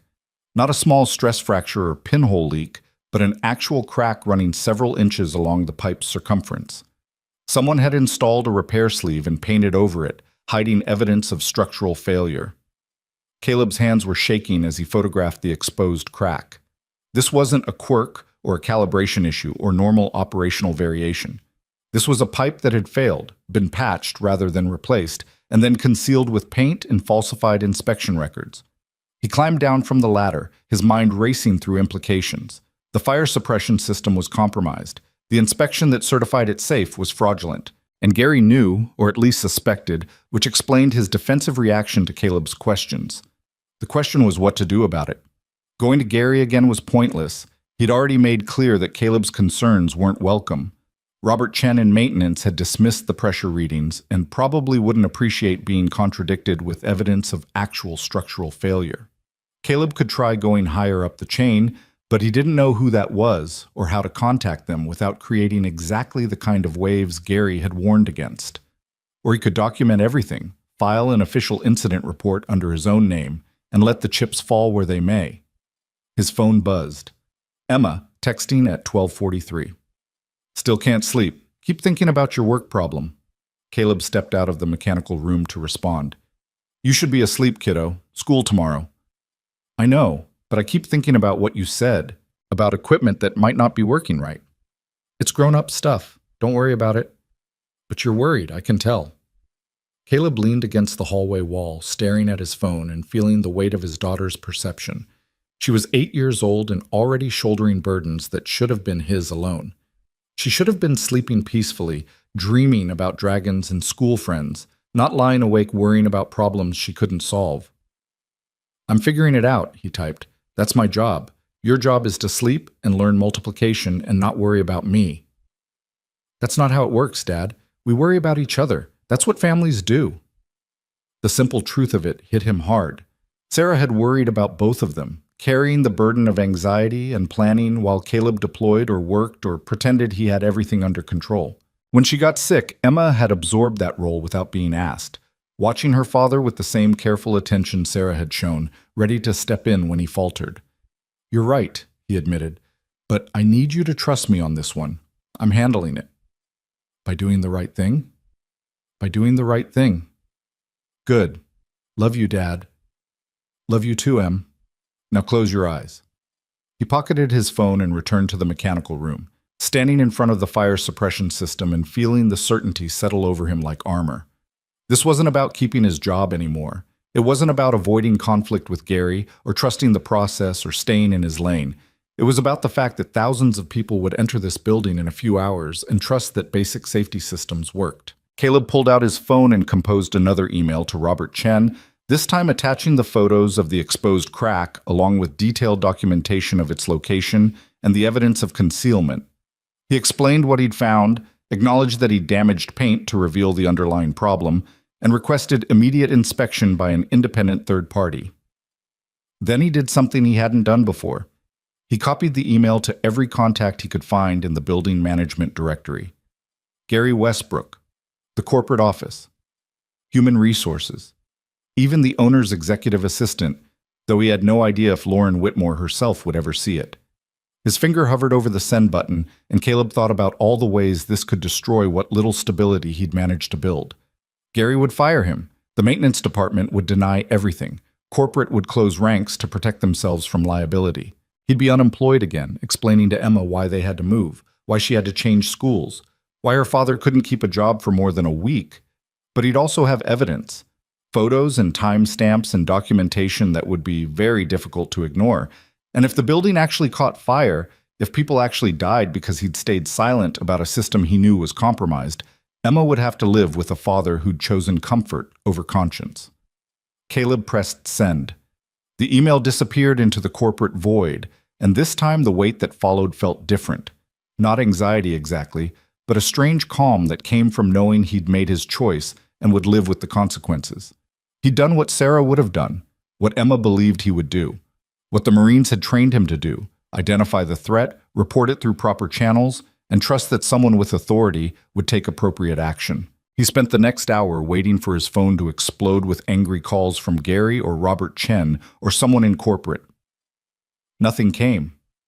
The building remained quiet, the monitors showing empty hallways and locked doors, the night shift progressing exactly as it had the previous 3 nights. At 2:15, Caleb resumed his patrol, moving through the upper commercial floors with mechanical efficiency. His mind was churning with possibilities and consequences, but his body followed the routine he'd established: check doors, test emergency exits, note any anomalies. On the 67th floor, he found a conference room with lights still on and a laptop left open on the table, displaying a screensaver of tropical beaches. He logged it, turned off the lights, closed the laptop. On the 71st floor, he heard something that made him stop. It was faint, barely audible over the ambient sound of the building's systems, but distinct. Voices, muffled by distance and walls, coming from somewhere ahead. Caleb moved quietly toward the sound, his Marine training clicking in automatically. Assess the situation. Don't make assumptions. Be ready for anything. The voices were coming from an office suite at the end of the hallway, light spilling from under the door. Caleb approached carefully and listened. 2 men, talking in the aggressive tones of an argument barely contained. "Can't keep covering this up. Someone's going to notice eventually." Someone did notice. That security guard Monroe, and Gary's handling it. Gary's an idiot. He should have dealt with this months ago instead of signing off on Chen's fake inspections. Caleb's pulse quickened. He pulled out his phone and started recording audio, holding it near the door. The repair sleeve will hold. Chen guaranteed it. Chen guaranteed the pressure readings would stay in acceptable range too, and look how that turned out. We're one major incident away from a full investigation. Then we make sure there's no incident. The sleeve is solid, the system will function if it needs to, and in 6 months we'll schedule a full replacement during regular maintenance and no one will be the wiser. 6 months is a long time to hope nothing goes wrong. You have a better idea? We report the original crack now. Corporate will want to know why it wasn't caught during the quarterly inspection. Chen loses his job, Gary loses his job, and we both lose our asses in the lawsuit that follows. Better to fix it quietly and move on. Caleb's hands were shaking so hard the phone nearly slipped from his grip. He'd found them, the people responsible for the cover-up, casually discussing how to avoid accountability while a building full of people remained at risk. He didn't recognize the voices, but the content was damning enough. What about Monroe's email? He sent it to half the company. Gary will spin it as a probationary employee creating problems. We'll get Chen to write up a formal inspection report certifying everything's fine. Have it signed by an outside contractor if we need to. Monroe's a single father with no job prospects. He'll shut up if Gary makes it clear his daughter's stability depends on it. The casual mention of Emma sent fury through Caleb's chest. They were planning to use his daughter as leverage, threatening the one thing that mattered more than honesty or safety or doing the right thing. He wanted to kick down the door, confront them directly, force them to acknowledge what they were doing. But Marine training held, gather intelligence first, act strategically. Don't compromise your position until you have overwhelming advantage. Caleb backed away from the door quietly, his phone still recording. He moved down the hallway and around a corner, then stopped to check what he'd captured. The audio was muffled, but audible. The voices clear enough to understand, the content explicitly damning. He had evidence now, real evidence that proved the cover-up, identified the conspirators, and documented their intent to continue lying about the building's safety. The question was what to do with it. Going to Gary was pointless. He was clearly part of the conspiracy. Robert Chen was fabricating inspection reports. The men in the office were planning to leverage Emma to keep Caleb silent. Normal channels had failed before he'd even started using them, which left exactly one option that might actually work. Caleb pulled up his email and found the address he'd used earlier, Lauren Whitmore's executive assistant. He composed a new message, this time marked urgent and confidential. He explained what he'd found, attached the photos of the cracked pipe and the audio recording, and laid out the conspiracy in explicit detail. Then he wrote something he probably shouldn't have, but felt was necessary. Ms. Whitmore, I'm a single father with an 8-year-old daughter and no job prospects beyond this one.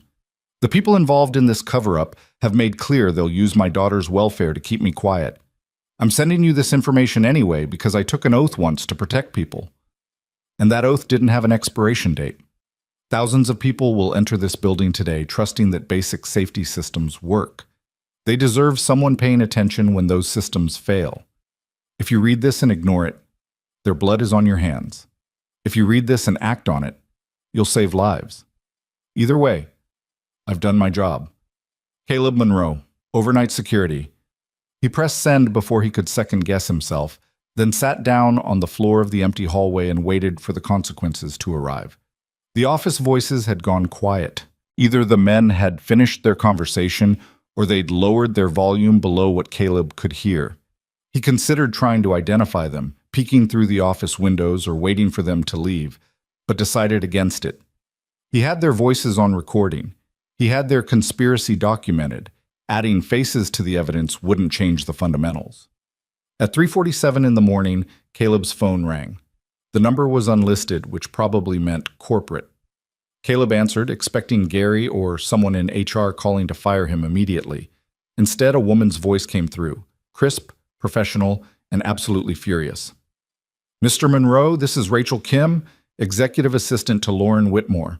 I received your email 7 minutes ago. Ms. Whitmore is reviewing it now. Where are you currently? 71st floor, East Wing. Stay there. Don't move. Don't talk to anyone. Don't send any additional communications. Miss Whitmore is en route to the building and wants to speak with you directly. The line went dead. Caleb sat very still, trying to process what had just happened. Lauren Whitmore, billionaire real estate mogul, owner of the Whitmore Tower and a dozen other properties across Chicago, was coming to the building at 4 in the morning because an overnight security guard had sent her evidence of a safety cover-up. Either he'd just saved his job, or he'd ended his career in the most spectacular way possible. 15 minutes later, the elevator chimed and the doors opened to reveal a woman who looked nothing like Caleb had imagined. Lauren Whitmore was younger than he'd expected, maybe early 40s, dressed in expensive casual clothes that suggested she'd thrown them on in a hurry. Her dark hair was pulled back in a hasty ponytail, and her expression carried the kind of controlled fury that came from discovering trusted employees had betrayed that trust. She was followed by Rachel Kim, a younger woman carrying a tablet and looking equally angry, and 2 men in suits who had security written all over them. Lauren stopped in front of Caleb, who had scrambled to his feet when he heard the elevator. She studied him for a long moment, her eyes sharp and evaluating. "Show me," she said.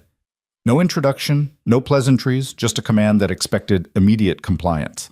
Caleb led them to the mechanical room on 42, swiping his keycard and gesturing toward the fire suppression system. Pressure gauges have been reading in the yellow zone for at least 4 nights, possibly longer. The maintenance log shows an inspection 3 days ago certifying everything's safe. That inspection was either falsified or incompetent. Lauren's security detail immediately pulled out their own phones, photographing the gauges and the log. She moved closer to the system, examining it with the focus of someone who actually understood the equipment. "Where's the crack you mentioned?" Caleb dragged over the stepladder and climbed up, pointing to the section of pipe he'd exposed. "Repair sleeve installed here, painted to conceal it. I scraped some paint away to confirm what was underneath. The crack runs approximately 4 to 6 inches along the pipe circumference." One of the security men climbed up beside him, examined the damage, and let out a low whistle. "That's a catastrophic failure waiting to happen. If pressure spikes for any reason, this whole section could blow." Lauren's expression darkened. "Rachel, get me the name of every person who signed off on the last 3 quarterly inspections. I want the original documentation, not summaries, and I want Robert Chen's employment file on my desk within the hour." "Already sent the request?" Rachel said, her fingers flying across the tablet. Lauren turned back to Caleb. "The audio recording you sent, where exactly did you capture it?" 71st floor, East Wing, office suite at the end of the hallway. 2 men discussing how to cover up the original crack and threaten me into silence using my daughter as leverage. Something flickered across Lauren's face, an emotion Caleb couldn't quite identify, but that looked like genuine anger mixed with something else. Disgust, maybe. Or recognition that the rot in her organization went deeper than a single falsified inspection. "Take me there." They rode the elevator in tense silence, Lauren's security detail flanking her while Rachel continued sending messages and making calls. Caleb led them to the office suite, but the lights were off now and the voices gone. Either the men had finished their meeting and left, or they'd somehow been warned that Lauren was in the building. Rachel tried the door handle, locked. One of the security men pulled out a key card that apparently opened everything and pushed inside. The office was empty, but evidence of recent occupation remained. Coffee cups on the conference table, still warm. Papers scattered across a desk, including what looked like maintenance schedules and inspection reports. Lauren walked to the desk and started photographing the documents with her phone. "Rachel, I want security footage from this floor for the past 2 hours. I want to know who was in this office and where they went." "On it." Lauren turned to Caleb, and for the first time since arriving, her expression softened slightly. "You recorded them discussing a conspiracy to falsify safety inspections and threaten your family?" "Yes, ma'am. I have the audio file on my phone." "Send it to Rachel immediately. Then write down everything you remember about the conversation, exact quotes if possible, paraphrasing if not. I want timestamps, locations, anything that could help identify the speakers." Caleb sent the file and started typing notes while Lauren continued examining the office. She moved like someone conducting a military inspection, thorough, methodical, leaving no detail unexamined. When she found a calendar on the wall with names and dates, she photographed it. When she discovered a folder labeled "Quarterly Maintenance" buried under other papers, she confiscated it entirely. "Ms. Whitmore," one of the security men called from the doorway. "Building manager Gary Westbrook just entered the lobby. He's asking why you're here." Lauren's expression hardened. "Tell him to go home. He's suspended pending investigation, effective immediately." "And if he refuses?" "Then he's fired for insubordination. Either way, I want him out of this building in the next 10 minutes. The security man nodded and spoke quietly into his phone. Lauren turned back to Caleb, studying him with the same evaluating expression she'd worn in the hallway. "Mr. Monroe, how long have you worked here?" 4 nights, ma'am." 4 nights. "And in that time, you identified a critical safety failure, reported it through proper channels, got dismissed and threatened, and then went over everyone's heads directly to me." She paused. "Why?" Caleb thought about all the careful answers he could give: professional responsibility, doing his job correctly, following protocols. Instead, he told the truth. "I have an 8-year-old daughter who thinks I'm a superhero because I keep people safe.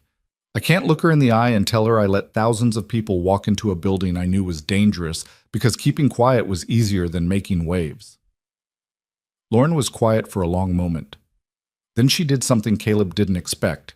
She smiled, though it didn't quite reach her eyes. "Your daughter is right. You are keeping people safe." She gestured to Rachel. "Make sure Mr. Monroe's employment status is flagged as protected. If anyone tries to fire him, terminate him, or otherwise retaliate, I want to know immediately." "Already done," Rachel said. "Good." Lauren looked around the office one more time, then headed for the door. "Mr. Monroe, I need you to finish your shift as normal. Pretend this conversation never happened. If anyone asks why I was here, you don't know. Can you do that?" "Yes, ma'am." "Tomorrow morning, I want you to come to the corporate office. 5th floor, executive suite. Rachel will send you the details. We're going to need a formal statement, and I'm going to want you to walk me through everything you've observed since you started." She paused at the door. "And Mr. Monroe, thank you. You may have just saved a lot of lives." Then she was gone, Rachel and the security detail following, leaving Caleb alone in the empty office, with his heart pounding, and the realization that he'd just fundamentally altered the course of his life.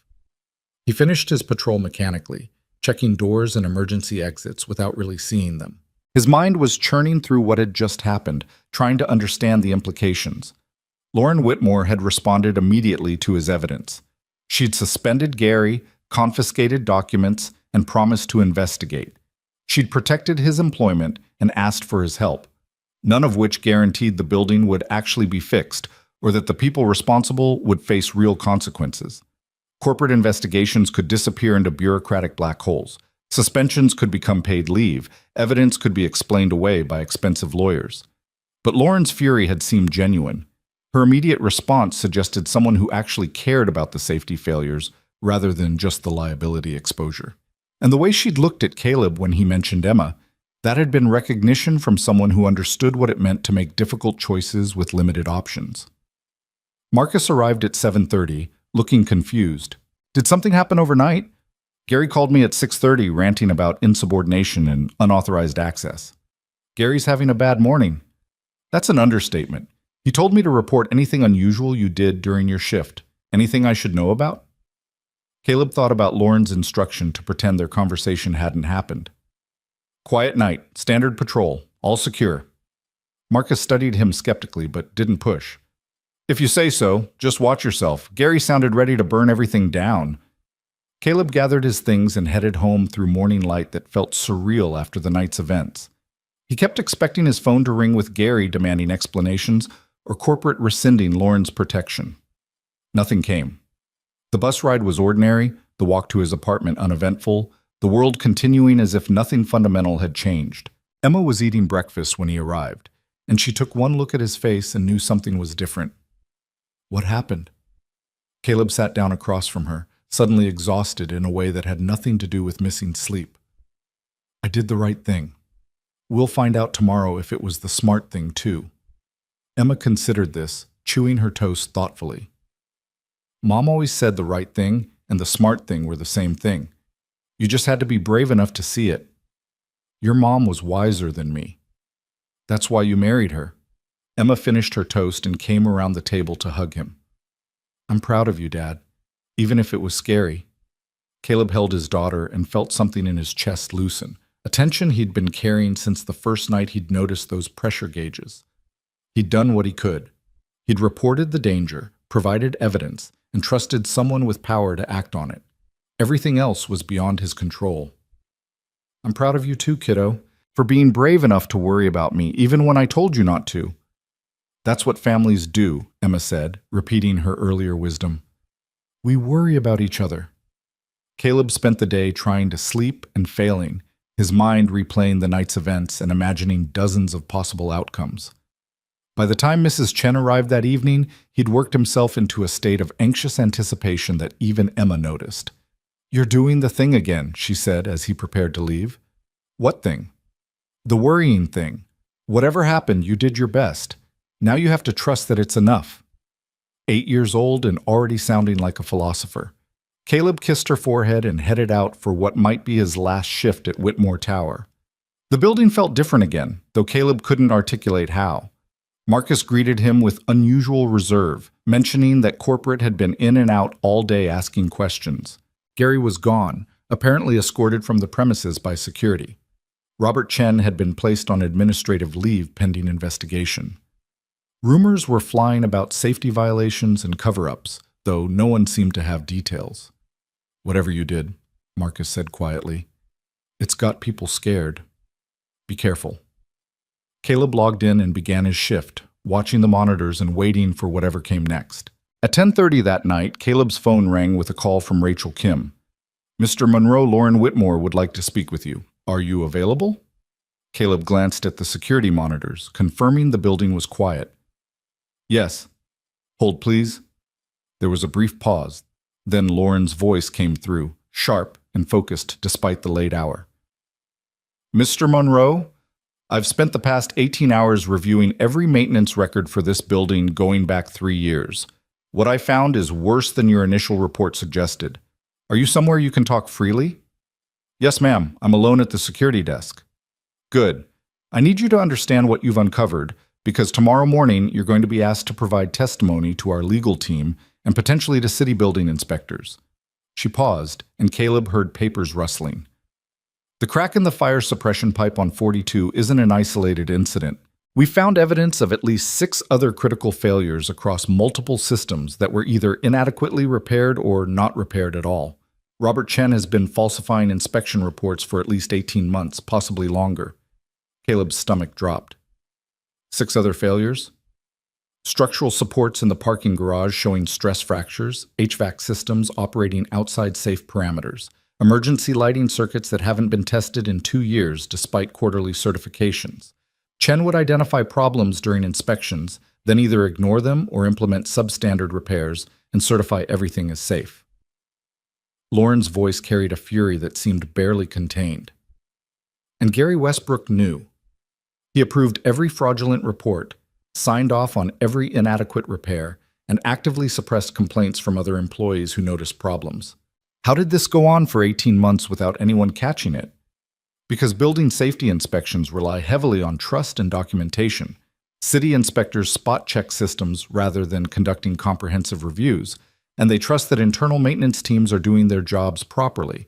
When the paperwork says everything's fine, they have no reason to dig deeper. Lauren exhaled sharply. Until someone actually looks at the equipment instead of the reports, the fraud is nearly invisible. Caleb thought about those pressure gauges, about how easy it would have been to trust the maintenance log instead of his own observations. What happens now? Now we fix everything, immediately and properly. I've already contracted with an independent engineering firm to conduct a complete safety audit of the entire building. Every system, every floor, every potential failure point. They started work this afternoon and estimate it'll take 3 weeks to complete their assessment. 3 weeks of disruption? 3 weeks of honesty. Lauren's tone softened slightly. Mr. Monroe, I built this company on the principle that you don't cut corners on safety. My father died in a building fire when I was 12 because the owner had bribed inspectors to overlook code violations. I swore I'd never be that person, and yet here I am, discovering that the people I trusted to maintain my buildings have been doing exactly what killed my father. The vulnerability in her voice surprised Caleb. This wasn't just about liability or corporate reputation. It was personal in a way that explained her immediate response to his email. I'm sorry, ma'am. Don't apologize. You're the reason I found out before anyone died. That matters more than you know. She paused again, and when she continued, her voice had returned to its professional crispness. The 2 men you recorded discussing the cover-up have been identified. Thomas Bradley, Senior Maintenance Supervisor, and Vincent Parisi, Operations Manager. Both have been terminated and are currently being interviewed by our legal team. The audio recording you provided is damning enough that they're not fighting the dismissals. Will there be criminal charges? That depends on what the city building department decides after they review our findings. Falsifying safety inspections is a serious offense, but proving criminal intent versus negligence can be complicated. Lauren sounded frustrated by this. What I can guarantee is that they'll never work in building management again. I'm making sure of that personally. Caleb thought about the casual way they'd discussed using Emma as leverage and felt no sympathy for whatever consequences they faced. What about the building itself? Is it safe for people to be here? That's the question I've been wrestling with all day. The engineering firm says the immediate risks are low. The cracked pipe on 42 is the most critical failure, and they've already installed a temporary bypass to ensure the suppression system remains functional. The other issues are serious but not immediately life-threatening. She paused. However, out of an abundance of caution, I'm implementing some changes. Starting tomorrow, we're reducing building occupancy by 30% while the full audit is conducted. Non-essential businesses will be asked to allow remote work. Essential operations will continue, but with enhanced monitoring and emergency protocols. That's going to cost you a lot of money. Less than a wrongful death lawsuit. Less than living with myself if someone dies because I prioritize profit over safety. Lauren's voice carried absolute conviction.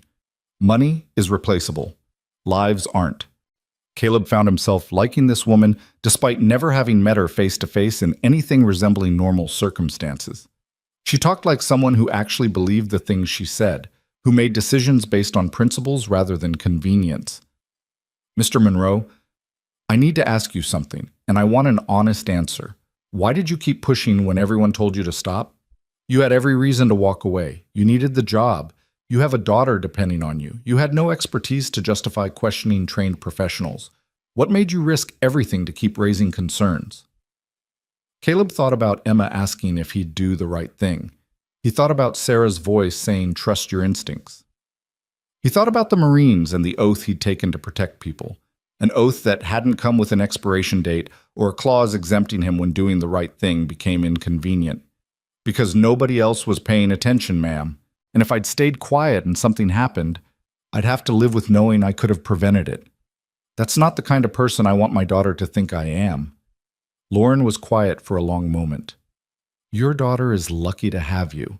And this building is lucky you were the one working overnight security instead of someone who would have just logged the concern and moved on. Thank you, ma'am. Tomorrow morning, 9 a.m., corporate office, 5th floor. Rachel will meet you in the lobby and escort you up. Wear whatever you're comfortable in. This isn't a formal interview, just a conversation about what you observed and what actions you took. Our legal team will be present to document everything for potential regulatory filings, but you're not in any trouble. I want to be very clear about that. Understood. And Mr. Monroe, finish your shift tonight, then take tomorrow night off. Paid. You've earned it, and frankly, you should spend the time with your daughter. Marcus will cover your shift. After Lauren hung up, Caleb sat at the security desk trying to process everything she'd told him. 6 other critical failures, 18 months of fraud, multiple people terminated, potentially facing criminal charges, and all of it traced back to his decision to photograph some pressure gauges instead of trusting the paperwork. His phone buzzed with a text from Emma, sent despite the late hour. Mrs. Chen says you're a hero, are you? Caleb smiled despite the exhaustion. Heroes don't get scared. I was terrified the whole time. Mom said being brave means doing the right thing, even when you're scared. That makes you a hero. When did you get so smart? I've always been smart. You just notice more when you're worried about me. Fair point. Go to sleep, kiddo. I'll see you in the morning. Love you, Dad. I'm really proud of you. Caleb pocketed his phone and returned his attention to the monitors, but his mind kept drifting to tomorrow's meeting. He'd have to explain everything he'd observed, walk corporate lawyers through his decision-making process, potentially testify if regulatory agencies got involved. The thought was daunting, but less frightening than the alternative, staying silent and hoping someone else would notice the problems. At midnight, he began his patrol with renewed focus. If the building really was compromised in multiple ways, he needed to be more vigilant than ever. The parking garage received thorough attention, Caleb examining structural supports and looking for the stress fractures Lauren had mentioned. He didn't find anything obvious, but then again, he wasn't an engineer. That was the whole point of bringing in professionals. The commercial floors were quiet, most businesses already operating on reduced schedules as word of the safety audit spread through the building. Caleb checked emergency exits more carefully than before, testing door mechanisms and verifying that evacuation routes were clear. On the 33rd floor, he found an exit door that stuck when he tried to open it, the hinges corroded enough to create resistance. He photographed it, logged it with detailed notes, and made sure to mention it when he filed his nightly report. The mechanical room on 42 had been transformed. The temporary bypass Lauren mentioned was visible. New pipes and valves installed alongside the compromised section, with bright orange tags warning maintenance personnel not to disturb the setup. Someone had also posted a notice on the door. Critical repair in progress. Authorized personnel only. Contact building engineering before entry. Caleb examined the new equipment, impressed by how quickly they'd responded. This wasn't a patch job or a temporary fix designed to last just long enough to avoid immediate disaster. This was professional work by people who actually cared about getting it right. He continued his patrol through the upper floors, finding more evidence of the audit in progress. Equipment tagged for inspection, areas cordoned off for safety testing, notices posted about temporary modifications to building systems. It looked like Lauren had meant what she said about fixing everything properly. On the 68th floor, Caleb encountered someone he didn't expect. A woman in her 30s wearing work clothes and carrying a clipboard, examining the emergency lighting system. She looked up when he approached, her expression professional but friendly. You must be Monroe. I'm Jennifer Park, lead engineer with Structural Integrity Associates. Ms. Whitmore hired us to conduct the safety audit. Working late. We're working around the clock. Ms. Whitmore made it very clear this is top priority. Jennifer gestured to the emergency lighting. Your report mentioned concerns about circuits that haven't been tested properly. We found 47 separate violations just in the emergency lighting systems. Circuits bypassed to save power, backup batteries never replaced, whole sections running on equipment that should have been retired years ago. Caleb felt sick. How bad is it overall? Honestly, worse than I've seen in any building that's still occupied. The fire suppression crack you found was just the tip of the iceberg. We've identified critical failures in electrical, structural, HVAC, and life safety systems across multiple floors. If you hadn't reported what you saw, and if Ms. Whitmore hadn't responded the way she did, this building was maybe 6 months away from a catastrophic incident. 6 months? That's being optimistic. Could have been 6 weeks if the wrong system failed at the wrong time. Jennifer made notes on her clipboard. But the good news is everything's fixable. It'll take time and money, but Ms. Whitmore has authorized whatever resources we need to bring this building up to proper safety standards. I've worked with a lot of building owners, and most of them fight every recommendation we make. She's different. She actually wants us to find problems so she can fix them. Caleb thought about Lauren's story of her father dying in a building fire and understood why she approached safety differently than most owners. How long will the full audit take? 3 weeks for the initial assessment, then another 2 to 3 months for all the necessary repairs and modifications. It's going to be disruptive and expensive, but it's necessary. Jennifer studied him for a moment. For what it's worth, you did the right thing. A lot of people would have just kept quiet and hoped someone else would notice. You didn't, and that's going to save lives. After Jennifer returned to her inspection work, Caleb continued his patrol with a mixture of vindication and horror. He'd been right about the safety failures, but he'd only scratched the surface of how deep the problems ran. If Gary and Robert Chen had been willing to falsify reports about fire suppression, of course they'd cut corners on everything else too. The rest of his shift passed quietly. No alarms, no unusual activity, just the steady rhythm of monitoring and documentation that defined overnight security work. But it felt different now. Less like a job he'd taken out of desperation and more like work that actually mattered. He wasn't just checking locks and watching cameras. He was part of the system that kept people safe, and that system only worked when someone actually paid attention instead of just going through the motions. Marcus arrived at 7:30 looking tired. Heard your meeting with corporate this morning. 9 a.m. Good luck. For what it's worth, the day shift guys are all talking about what you did.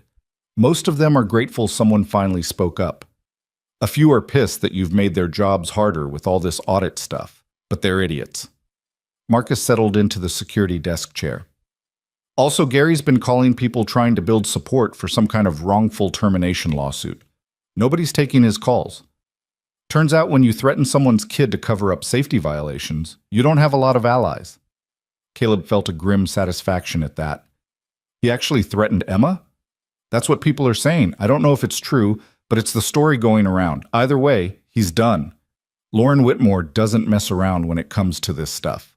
Caleb finished logging his shift notes and headed home through morning light that felt clearer somehow, as if the previous night's confrontations had burned away accumulated fog. Emma was awake and dressed for school when he arrived, practically bouncing with excitement. Mrs. Chen told me you have an important meeting today. I do, with the woman who owns the building. Is she nice? Caleb thought about Lauren's fury when discussing the falsified inspections, her immediate response to his evidence, her willingness to spend whatever it took to fix the problems properly. Yeah, kiddo, I think she is. Good, because you deserve to work for nice people who appreciate you. The simple statement hit Caleb harder than it should have. Emma was right. He did deserve that. For too long, he'd accepted jobs with terrible bosses and degrading conditions because he needed the paycheck. He'd convinced himself that dignity was a luxury he couldn't afford, that single fathers with medical debt and eviction notices didn't get to be picky about workplace respect. But maybe that was wrong.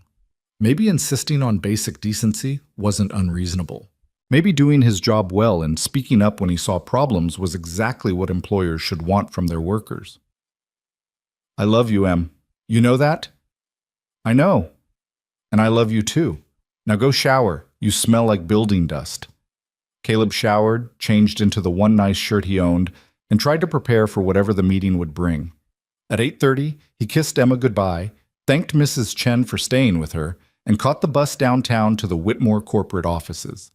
The building was different from the tower, older, more traditional, with marble lobbies and wood paneling that spoke of established wealth rather than modern ambition. Rachel Kim met him in the lobby exactly at 9, her professional demeanor somehow managing to be both intimidating and reassuring. "Mr. Monroe, thank you for coming. Ms. Whitmore is looking forward to speaking with you." She led him to the elevators and up to the 5th floor, where the executive suite occupied a corner of the building with views overlooking the Chicago River. The conference room Rachel showed him into was larger than his apartment, with a table that could seat 20 people and windows that provided panoramic views of the city. Lauren Whitmore stood at one of those windows, looking out at the skyline with her phone pressed to her ear. She was dressed in a sharp business suit, her earlier casual clothes replaced by armor that broadcast authority and competence. When she noticed Caleb entering, she wrapped up her call quickly. "Mr. Monroe, thank you for coming." She gestured to the table. "Please sit. Can we get you anything? Coffee? Water?" "Coffee would be great, thanks." Rachel immediately disappeared to arrange it while Lauren sat down across from Caleb, her expression serious but not unfriendly. "I want to start by apologizing. You reported legitimate safety concerns through proper channels, and my building manager dismissed and threatened you instead of investigating. That's unacceptable, and it reflects poorly on the systems I've put in place to catch this kind of problem. You couldn't have known. I should have known. That's the whole point of oversight and accountability. I trusted people to do their jobs, and they betrayed that trust in ways that could have killed people." Lauren's voice carried the same controlled fury Caleb had heard on the phone. "But that's my burden to carry, not yours. You did everything right, and I want to make sure you're properly recognized for that." Rachel returned with coffee, along with 2 other people, a man and woman in business attire who introduced themselves as the company's general counsel and head of human resources. They settled around the table with tablets and legal pads, ready to document everything. "Mr. Monroe," the general counsel began, "we need to walk through your observations and actions from the moment you started working at Whitmore Tower. This is for our records and potentially for regulatory filings with the city building department. Everything you say will be documented, but you're not under any legal obligation to participate. Do you understand?" "Yes." "Do you consent to having this conversation documented?" "I do."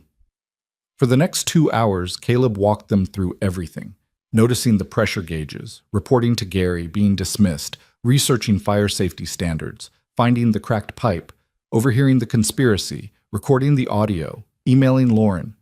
He showed them all his photos, played the audio recording, and explained his thought process at each decision point.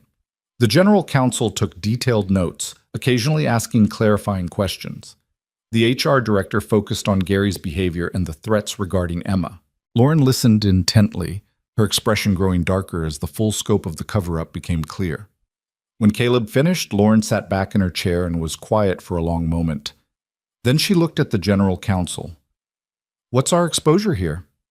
"Significant. The falsified inspections alone could result in criminal charges against Chen, Bradley, and Parisi. Westbrook's involvement makes it conspiracy. The fact that they threaten an employee's child to maintain the cover-up adds additional dimensions." The lawyer paused. "But the fact that you responded immediately to Mr. Monroe's report and took corrective action before any incident occurred works strongly in our favor. This isn't a case of ignoring known problems. This is discovering fraud and addressing it aggressively." Lauren nodded. "I want full cooperation with any regulatory investigation. No fighting, no stonewalling, complete transparency. If the city wants access to our records, they get it. If they want interviews with staff, we make people available. I will not protect anyone who contributed to this disaster." "Understood." She turned to the HR director. "What about Monroe's employment status?" "Currently protected under whistleblower provisions, as you directed. I'd recommend making that protection permanent and explicit in his employment contract. Also recommend a substantial raise given his demonstrated value to the organization." "Agreed. Draft the paperwork." Lauren looked at Caleb. "Mr. Monroe, I'd like to offer you a different position. Not overnight security, though you're welcome to stay in that role if you prefer. I'm creating a new position, Director of Building Safety Compliance, reporting directly to me. Your job would be to oversee all maintenance and safety operations across my entire portfolio of properties, verify that inspections are legitimate, and act as my eyes and ears on the ground. The pay is $90,000 a year, full benefits, normal business hours, so you can be present for your daughter. Caleb stared at her, certain he'd misheard. I'm not qualified for that kind of position. You're more qualified than the people who were supposed to be doing it. You actually pay attention, you speak up when you see problems, and you can't be bullied into silence. Those are the qualifications I care about. Lauren leaned forward. I can teach you building systems and safety regulations. I can't teach integrity. You have integrity, Mr. Monroe. I want people like you working for me. I don't have a college degree. I barely finished high school before joining the Marines. I don't care about credentials. I care about results. You got results when everyone else was either actively lying or passively accepting those lies. Lauren's expression softened slightly. Look, I understand if this feels overwhelming. It's a big jump from overnight security. But I'm serious about the offer, and I'm willing to provide whatever training and support you need to succeed. Think it over. Take a few days if you need to. Caleb thought about Emma, about the stability this kind of job would provide, about having normal hours and actual benefits and a salary that would let them move beyond survival mode. He thought about Sarah, who'd always believed he was capable of more than he gave himself credit for. I don't need a few days, ma'am. I accept. Lauren smiled, a genuine expression that transformed her entire face. Good. Rachel will work out the details and get you set up with an office and everything you'll need. You'll start Monday, which gives you a few days to prepare. In the meantime, take the rest of this week off. Spend time with your daughter. You've earned it. Thank you, Ms. Whitmore. Call me Lauren. We're going to be working closely together, and I don't stand on ceremony with people I trust. She stood, extending her hand. Welcome to the team, Caleb. The handshake was firm and brief, sealing an agreement that felt surreal even as it happened. Caleb had walked into this building expecting to provide testimony about safety violations.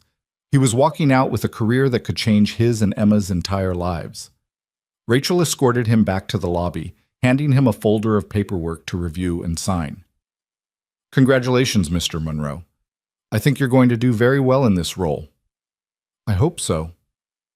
Lauren doesn't make offers she doesn't mean. If she thinks you're the right person for this job, you are. Rachel smiled. Also, between you and me, she's been looking for someone like you for years. Someone who actually cares about safety more than politics or profit. The fact that you risked your job to report those violations told her everything she needed to know about your character. Caleb left the corporate office in a daze, walking through downtown Chicago without really seeing it. His phone buzzed with messages from Marcus congratulating him on the promotion. News apparently traveled fast in the Whitmore organization. He found a quiet spot in Millennium Park and called Emma's school, asking them to give her a message that he'd pick her up personally that afternoon. Then he sat on a bench watching tourists take selfies with the Cloudgate sculpture and tried to process how completely his life had changed in less than a week. 7 days ago, he'd been desperate for any job that would keep them housed and fed. Now he had a career with real prospects, working for someone who actually valued the things he'd always thought made him difficult to employ. His inability to stay quiet when he saw problems. His insistence on doing things right, even when it was harder. At 3 o'clock, Caleb waited outside Emma's school, watching the doors for her familiar figure. When she emerged, chattering with friends, he called her name and saw her face light up with surprise. "Dad, you're here! In the afternoon!" She ran to him, and Caleb scooped her up despite the fact that she was getting too big for it, holding her tight and breathing in the scent of school and strawberry shampoo. "I've got good news, kiddo. How do you feel about going out for ice cream?" "Ice cream on a school day? What happened?" "I got promoted. New job, better hours, more money. Which means I'll be home for dinner every night, and we can actually afford ice cream without checking the bank account first." Emma pulled back to look at him, her eyes wide. "Really? Really? Because you were a superhero?" Caleb thought about Lauren's offer, about the weeks of work ahead fixing a building that should never have been allowed to deteriorate so badly. He thought about all the other buildings in Lauren's portfolio, about making sure what happened at Whitmore Tower never happened anywhere else. Because I did my job and got lucky that the right person was paying attention. Emma hugged him again, fierce and tight. "I'm so proud of you, Dad. Mom would be too." They went for ice cream at a place near the park, Emma ordering a sundae with extra chocolate while Caleb got a simple cone and listened to her talk about her day. Multiplication was making more sense. Her friend Maya had invited her to a birthday party. The dragon book was getting really good, but also really sad because one of the characters might die. Normal kid concerns delivered with the enthusiasm of someone who felt safe enough to care about dragons and birthday parties. That alone was worth everything Caleb had risked. Later, after Emma was in bed and Mrs. Chen had been told the news and insisted on bringing over celebratory dumplings, Caleb sat in the quiet apartment and let himself feel the full weight of what had happened. He'd gambled everything on a hunch about pressure gauges, and instead of losing his job, he'd found a career. Instead of being punished for speaking up, he'd been rewarded for integrity. It felt too good to be true, which meant some part of him was waiting for the other shoe to drop. But for tonight, he'd let himself believe that maybe, finally, something had gone right. That maybe doing the right thing really did matter, even when it was terrifying and uncertain and risked everything he couldn't afford to lose. His phone buzzed one last time. A message from Lauren. "Thank you again for your courage. You reminded me why I do this work. See you Monday." Caleb typed back. "Thank you for listening. See you Monday." Then he put the phone away and went to check on Emma one more time before trying to sleep. She was curled up with her dragon book, already dreaming whatever 8-year-olds dreamed when their fathers finally got a break from the universe's casual cruelty. Tomorrow he'd start preparing for his new role. Tomorrow he'd review building codes and safety regulations and figure out how to be the person Lauren believed he could be. But tonight, he'd just sit with the quiet miracle of stability, of dignity, of work that mattered to someone who actually cared whether it was done right. Tonight, he'd let himself be proud of the choice he'd made to keep pushing when everyone told him to stop. Because Emma was right. Being brave meant doing the right thing even when you were scared. And Caleb had been terrified every step of the way, but he'd done it anyway. That had to count for something. The weekend passed in a blur of preparation and adjustment. Caleb spent Saturday morning reading through the employment contract Rachel had sent over, making sure he understood every clause and benefit. The salary was real. The health insurance was comprehensive. The retirement matching was generous. It all felt impossibly legitimate after years of jobs that offered none of these things. Emma helped him pick out new work clothes at a discount store, insisting he needed at least 3 shirts that didn't have frayed collars and pants that actually fit properly.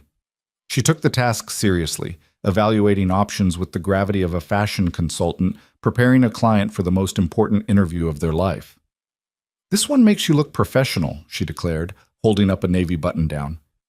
"Mom always said navy was trustworthy. Your mom had opinions about everything." "That's because she was usually right." Emma added the shirt to their cart. "Are you nervous about Monday?" "Terrified. I'm going from checking locks to overseeing safety for an entire portfolio of buildings. That's a pretty big jump." "But Ms. Whitmore believes you can do it, and she seems really smart." "She is really smart, which makes me wonder if she's making a mistake with me." Emma stopped walking and looked up at him with an expression that was pure Sarah, patient but firm, the look of someone about to deliver truth whether you wanted to hear it or not. "Dad, you saved a whole building full of people. You found problems nobody else saw, and you didn't stop even when they told you to. That's not lucky. That's being good at something important." Caleb knelt down to her level, right there in the middle of the discount store aisle. "When did you get so wise?" "I've always been wise. You just notice more when I'm giving you pep talks." She hugged him quickly. "You're going to be great. And even if it's hard at first, you'll figure it out. That's what you do." Sunday evening, Mrs. Chen came over with enough food to last them through the week, her way of celebrating without making a fuss about it.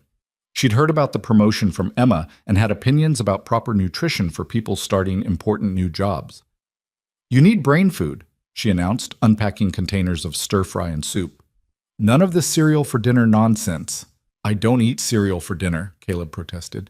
"You did last Tuesday. Emma told me." Caleb shot his daughter a look. Emma shrugged, unrepentant. "She asked how you were eating. I can't lie to Mrs. Chen." They ate together at the small kitchen table, Mrs. Chen asking questions about the new job while Emma provided commentary on everything from building safety to proper office attire. It felt like family in a way that made Caleb's chest tight. Not the family he'd lost when Sarah died, but something new growing in the spaces grief had carved out. This woman, Lauren Whitmore, Mrs. Chen said thoughtfully.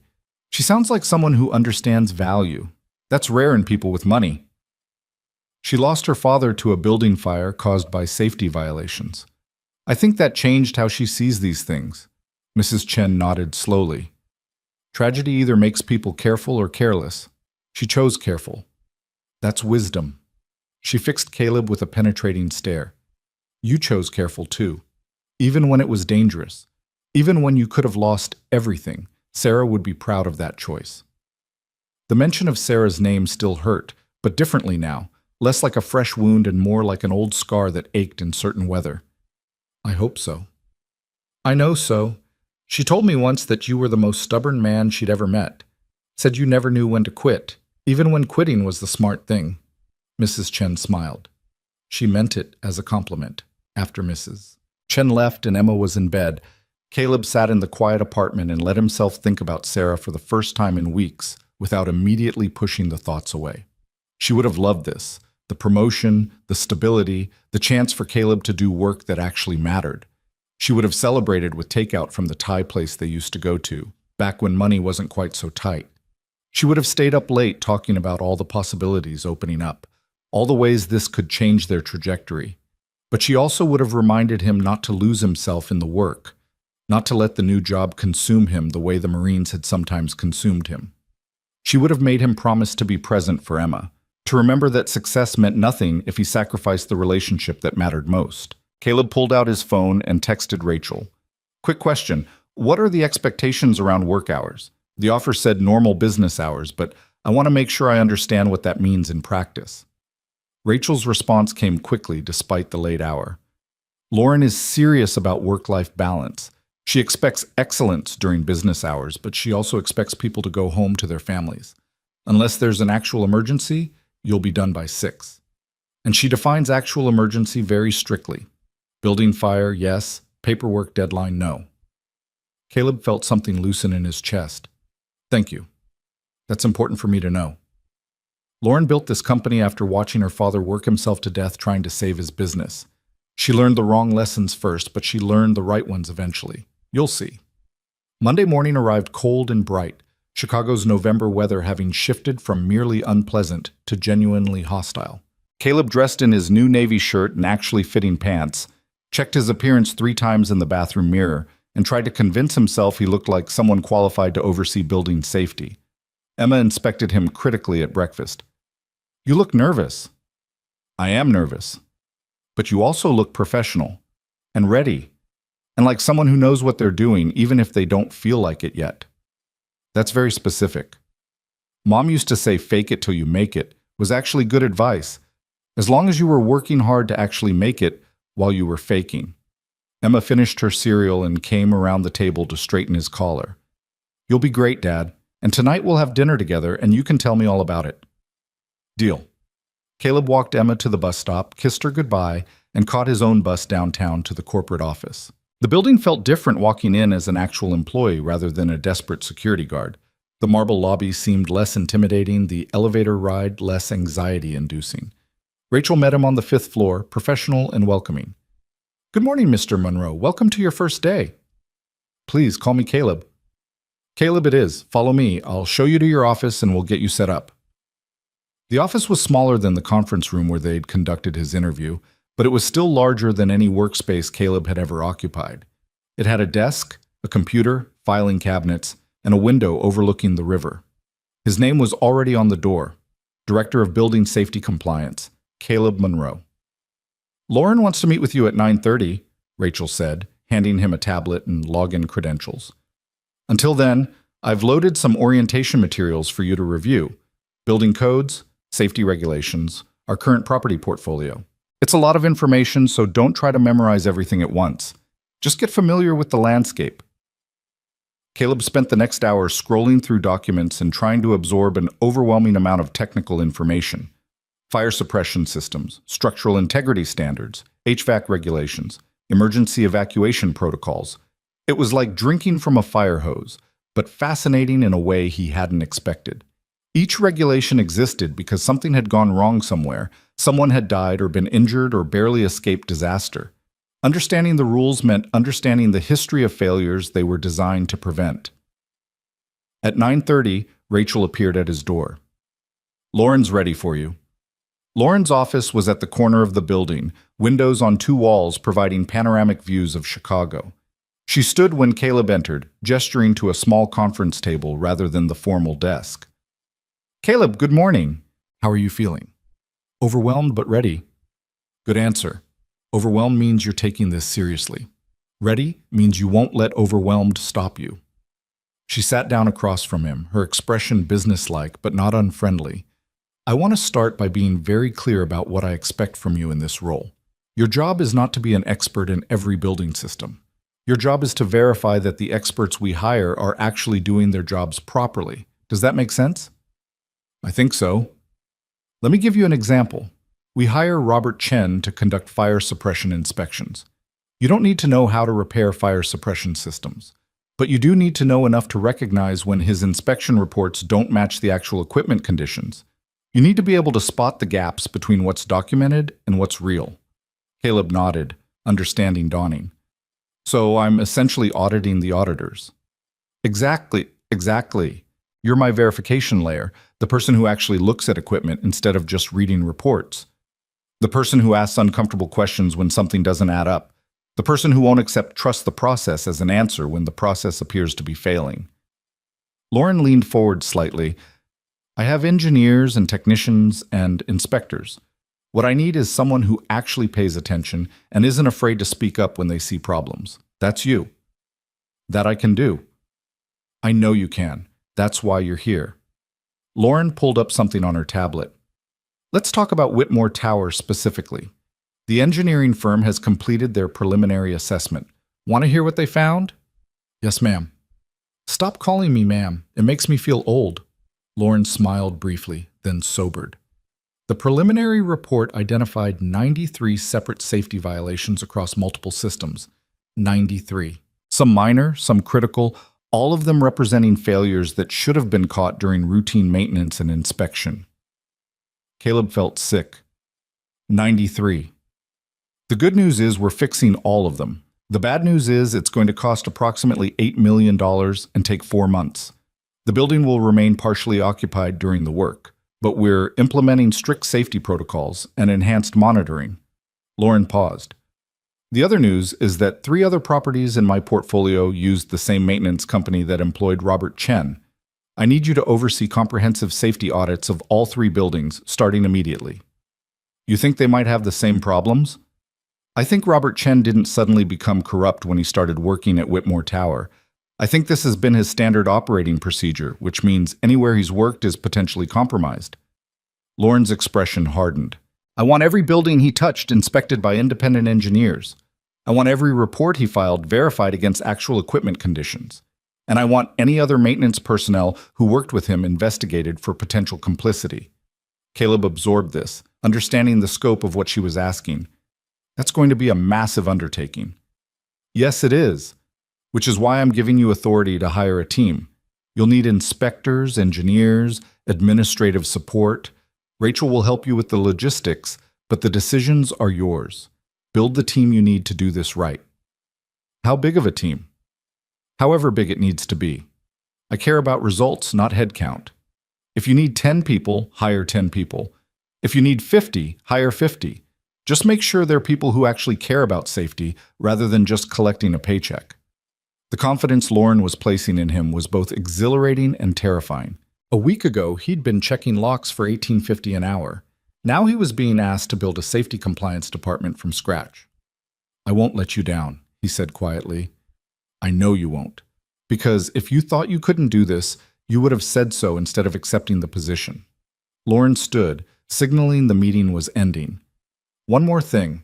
Tomorrow afternoon, you and I are going to Whitmore Tower together. I want you to walk me through everything you observed, show me exactly what you saw and when you saw it. I need to understand how this happened on my watch, and you're the person who actually noticed when everyone else was either lying or looking the other way. Of course. Rachel has your schedule for the rest of the week. It's aggressive, but we need to move quickly on the other building audits. If you need anything, resources, information, support, you ask. No suffering in silence, no trying to figure everything out on your own. This is too important for ego. Understood? Understood. Caleb spent the rest of the day in meetings with engineers and building code specialists, learning the technical language of safety compliance and beginning to understand the scope of his new responsibilities. It was exhausting and overwhelming, but also engaging in a way warehouse work and overnight security had never been. This mattered. What he learned, what he caught, what he verified, all of it directly impacted whether people lived or died in buildings they trusted to be safe. At 5:30, Rachel appeared at his door. "You should head home. First day is officially complete." "I've still got materials to review." "Which will still be there tomorrow." Lauren meant what she said about work-life balance. "Go home to your daughter." Caleb gathered his things and caught the bus back to his neighborhood, arriving at the apartment at 6:15 p.m. Emma was waiting with Mrs. Chen, homework spread across the kitchen table, and she lit up when he walked in. "You're home! For dinner? Like a normal dad." "Like a normal dad," Caleb confirmed, pulling her into a hug. "How was school?" "Good. I got 100 on my multiplication quiz, and Maya invited me to her birthday party, and Jason was less annoying than usual." She pulled back to study his face. "How was your first day?" "Overwhelming, exciting, scary, all of it at once." "But good?" "Yeah, kiddo, really good." Mrs. Chen excused herself after confirming that Caleb was actually home at a reasonable hour, leaving them to heat up the leftovers she'd prepared. Over dinner, Emma peppered him with questions about his office and his meetings and what exactly a director of building safety compliance did all day. Caleb answered as best he could, trying to make building codes and inspection protocols interesting for an 8-year-old. "So basically you make sure buildings don't fall down or catch on fire," Emma summarized. "That's a pretty good summary, actually." "That's important work, Dad. Buildings falling down would be bad." "It really would be." That night, after Emma was asleep and Caleb was reviewing materials for the next day, his phone buzzed with a message from Lauren. "Forgot to mention, the city building department wants to interview you about your observations at Whitmore Tower. They're building a case against Chen and potentially others. Rachel will coordinate the details. Thank you again for your diligence." Caleb responded, "Happy to help however I can." The next morning brought another message from Lauren. "Change of plans. Instead of just showing me around Whitmore Tower, I'd like you to join me for a press conference this afternoon. We're going public with the safety audit findings, and I want you there. People need to see that someone in our organization was actually paying attention." Caleb stared at his phone, anxiety spiking. "I'm not good at public speaking." "You don't have to speak. Just stand beside me while I answer questions. But I think it's important for people to know this story, that someone without authority or expertise still had the courage to speak up. That matters." Tuesday afternoon, Caleb found himself standing in a hotel conference room in downtown Chicago, wearing his best new shirt and trying not to look terrified while news cameras set up and reporters took their seats. Lauren stood beside him, reviewing notes with her communications team, while Rachel handled logistics. "You okay?" Lauren asked quietly. "Nervous?" "Good. Means you're taking this seriously." She squeezed his shoulder briefly. "Just remember, you didn't do anything wrong. You did everything right. This press conference is about owning our failures and explaining how we're fixing them. Your presence helps people understand that we're serious about change." The press conference started promptly at 2. Lauren stepped to the podium, Caleb standing slightly behind and to her left, while cameras flashed and reporters readied their recorders. "Thank you all for coming," Lauren began, her voice carrying the authoritative calm of someone who'd done this before. "I'm here to discuss a serious safety matter at Whitmore Tower and to outline the steps we're taking to address it. 10 days ago, an overnight security guard noticed irregularities in a fire suppression system. Despite being dismissed by building management, he continued investigating and ultimately brought evidence of critical safety failures directly to my attention." She gestured to Caleb. "This is Caleb Monroe, now our Director of Building Safety Compliance. His diligence and courage uncovered a pattern of falsified safety inspections and deferred maintenance that put thousands of people at risk. Because of him, we discovered the problems before anyone was hurt. Because of him, we're implementing the most comprehensive safety audit in this company's history." The reporter's attention shifted to Caleb, cameras focusing on him while he tried to maintain composure. Lauren continued speaking, outlining the scope of the safety failures, the cost of repairs, the timeline for completion. She named Robert Chen, Gary Westbrook, and the others who'd been terminated. She acknowledged the company's failure to catch the problems sooner. She promised complete transparency with regulatory agencies. Then she opened the floor to questions. Ms. Whitmore, how did this happen without your knowledge? I trusted the wrong people and didn't have adequate verification systems in place. That's my responsibility, and I'm addressing it by creating a new safety compliance department with actual authority to investigate and override building management decisions. What about liability? Are you expecting lawsuits? If people want to sue because we discovered and fixed safety problems before anyone was hurt, they're welcome to try. But I'm more concerned with making sure my buildings are actually safe than I am with protecting myself from litigation. Mr. Monroe, what made you keep pushing when you were told to stop? The question was directed at Caleb, and every camera in the room turned to capture his response. He glanced at Lauren, who nodded encouragingly. I have an 8-year-old daughter, Caleb said, his voice steadier than he felt. She believes I'm a superhero because I keep people safe. I couldn't look her in the eye and tell her I'd let thousands of people walk into a building I knew was dangerous just because questioning authority was uncomfortable. The room was quiet for a moment, then erupted with follow-up questions. Lauren fielded most of them, but Caleb answered when asked directly, trying to explain his thought process without making himself sound heroic. He'd just done his job. He just paid attention when others weren't. After 30 minutes, Lauren wrapped up the press conference, thanking the reporters for their time and promising regular updates as the repairs progressed. As the crowd dispersed, several reporters approached Caleb directly, asking for interviews and personal stories. Rachel intercepted them efficiently, explaining that Mr. Monroe wasn't available for individual interviews, but that the company would provide regular updates through official channels. How'd I do? Caleb asked Lauren once they were alone in a quiet corner.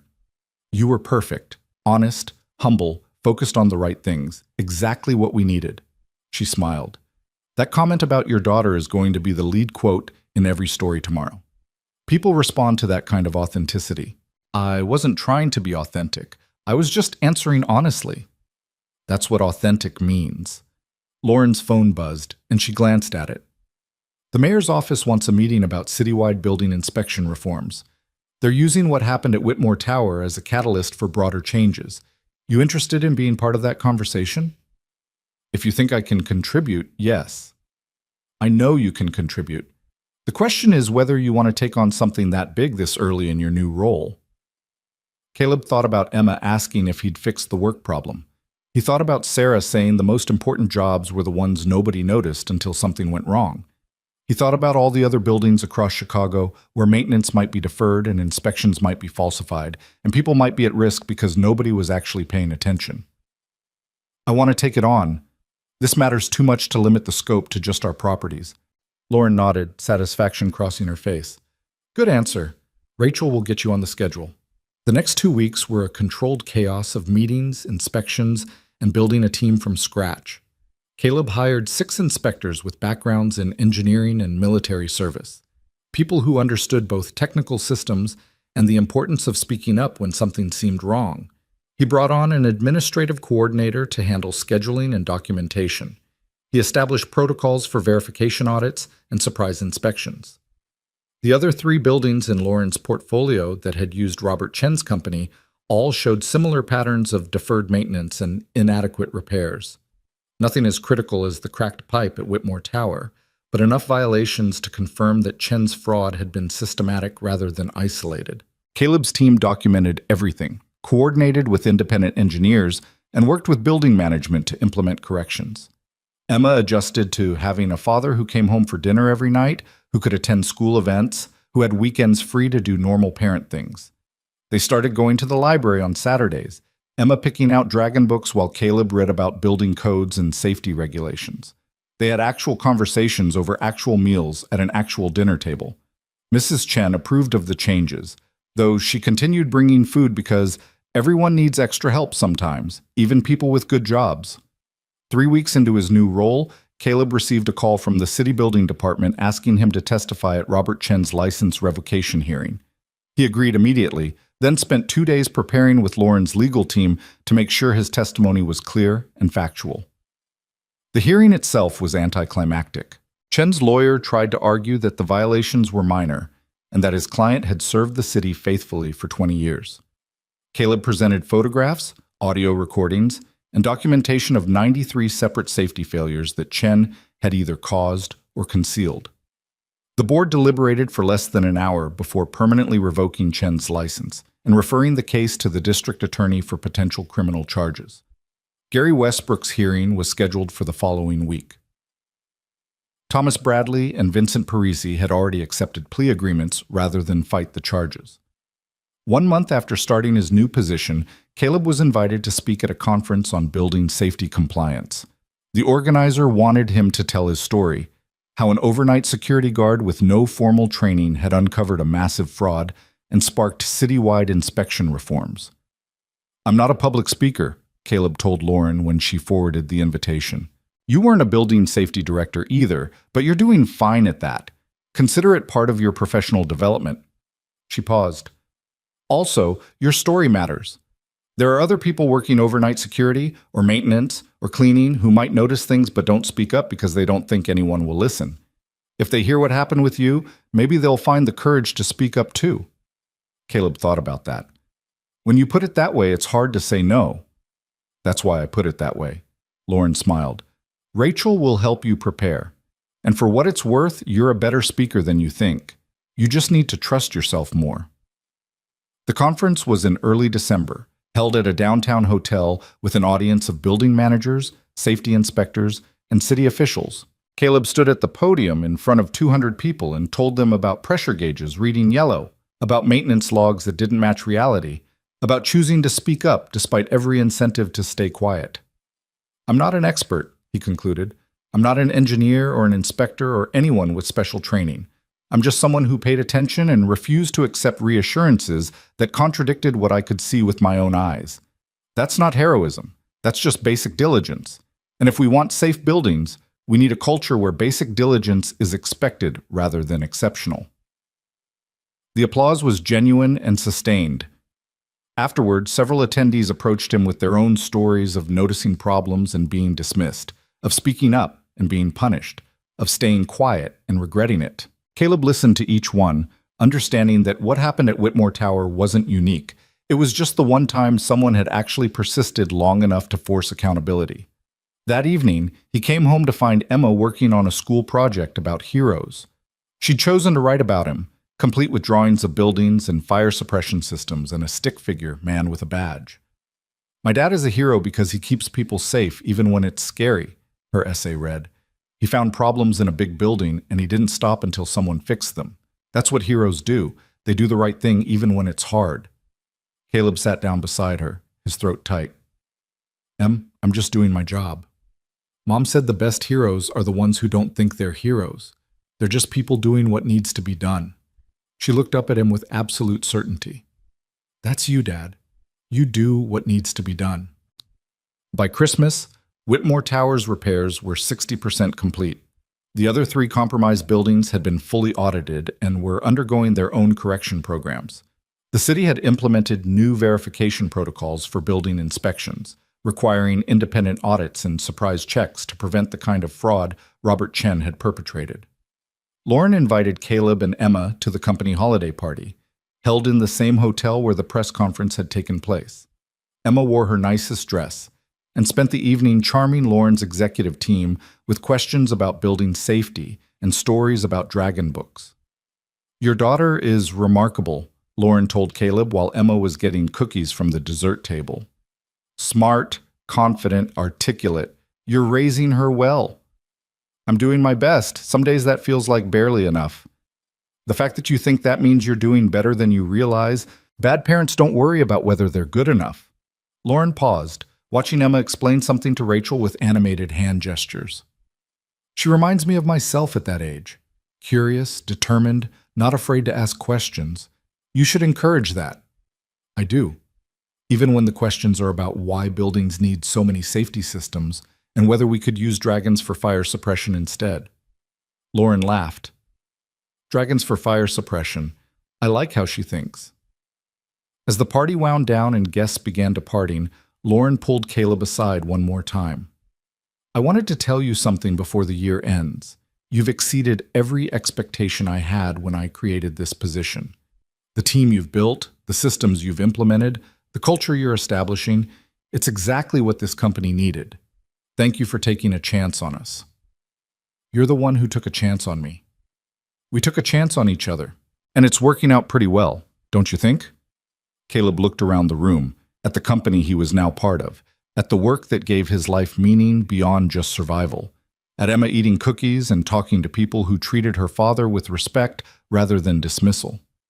He thought about where they'd been a few months ago, desperate and struggling, and where they were now. Yeah, he said quietly, it's working out pretty well. On Christmas morning, Caleb woke up in an apartment that felt genuinely like home rather than just a temporary shelter from the world's indifference. He and Emma opened presents, modest gifts, but more than they'd had in previous years. A new bike for Emma that wouldn't embarrass her in front of friends. Books and art supplies and a tablet for schoolwork. For Caleb, a new winter coat and a watch that Emma had saved her allowance to buy. So you'll always know when it's time to come home, she explained seriously. They spent the afternoon at Mrs. Chen's apartment with a collection of neighbors who'd become something like family, people who'd helped when things were desperate, and who celebrated now that things were better. The food was abundant, the conversation warm, the sense of community genuine. Later, when Emma was asleep and Caleb was sitting in the quiet apartment reflecting on how dramatically their lives had changed, his phone buzzed with a message from Lauren. Merry Christmas, Caleb. Thank you for reminding me why integrity matters. You made this company better just by refusing to compromise yours. Caleb typed back. Merry Christmas, Lauren.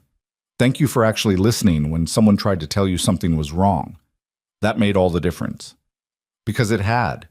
All of his courage, all of his persistence, all of his documentation and evidence, none of it would have mattered if Lauren Whitmore had been the kind of owner who prioritized protection from liability over actual safety. She could have ignored his emails, dismissed his concerns, let the lawyers handle it quietly. Instead, she'd responded immediately, taken aggressive action, and turned a potential catastrophe into an opportunity for genuine reform. In the new year, Caleb's team expanded further as more of Lauren's properties required comprehensive safety audits. The work was challenging and sometimes frustrating, uncovering problems that had festered for years and required difficult conversations with building managers who resented oversight. But it was also deeply satisfying in a way warehouse work and overnight security had never been. Emma continued thriving in school, her confidence growing as stability allowed her to focus on being a kid rather than worrying about adult problems. She joined an after-school art club and made friends who came over for playdates and sleepovers.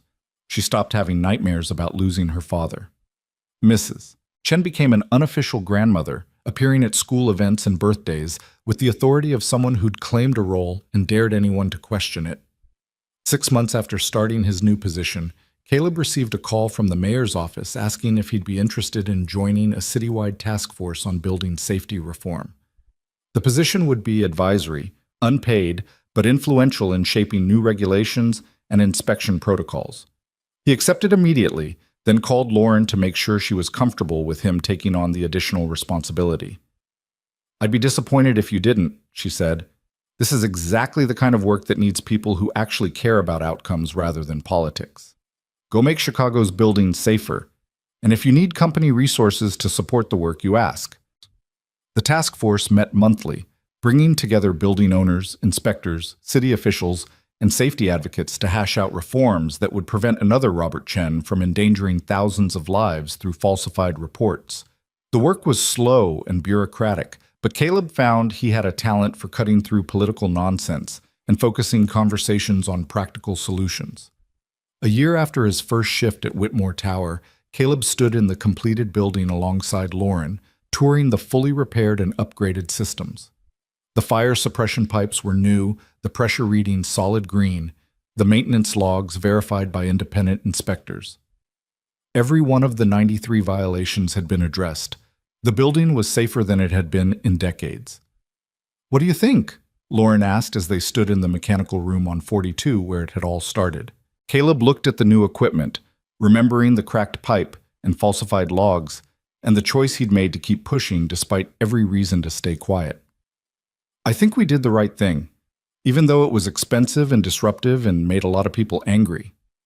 The right thing usually does make people angry, at least initially, but I sleep better knowing my buildings are actually safe rather than just certified safe by people willing to lie. Lauren paused. I sleep better knowing people like you are paying attention. They rode the elevator down to the lobby, where Marcus was working the day shift security desk. He looked up as they approached, grinning. Mr. Monroe, fancy seeing you back here. Come to check on us? Just a final tour of the completed work. How's everything been?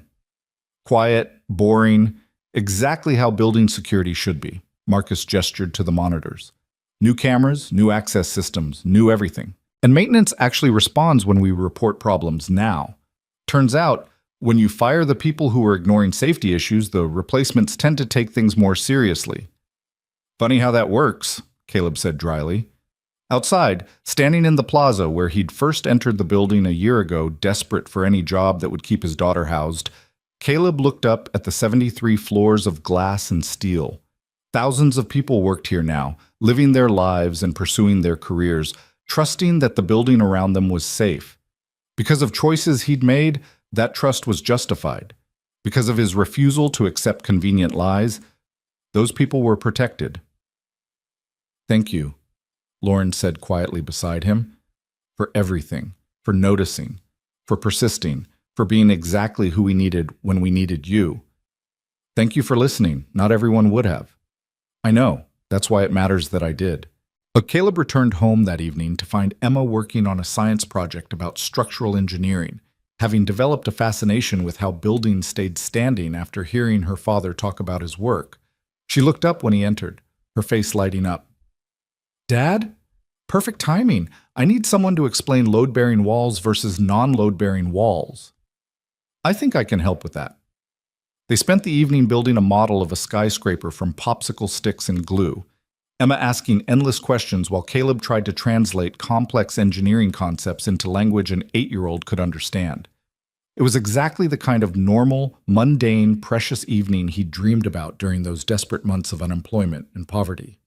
Later, after Emma was asleep and Caleb was preparing for the next day's work, he found himself thinking about the journey that had brought them here. The eviction notice that had pushed him to take any job available, the pressure gauges that had caught his attention, the choice to keep pushing despite threats and dismissals, Lauren's decision to actually listen instead of protecting institutional interests. So many points where things could have gone differently, where one wrong choice would have meant disaster. But somehow, through a combination of stubbornness and luck, and people choosing integrity over convenience, they'd ended up here, stable, secure, doing work that mattered. His phone buzzed with a message from Emma's school. Parent-teacher conference next Tuesday.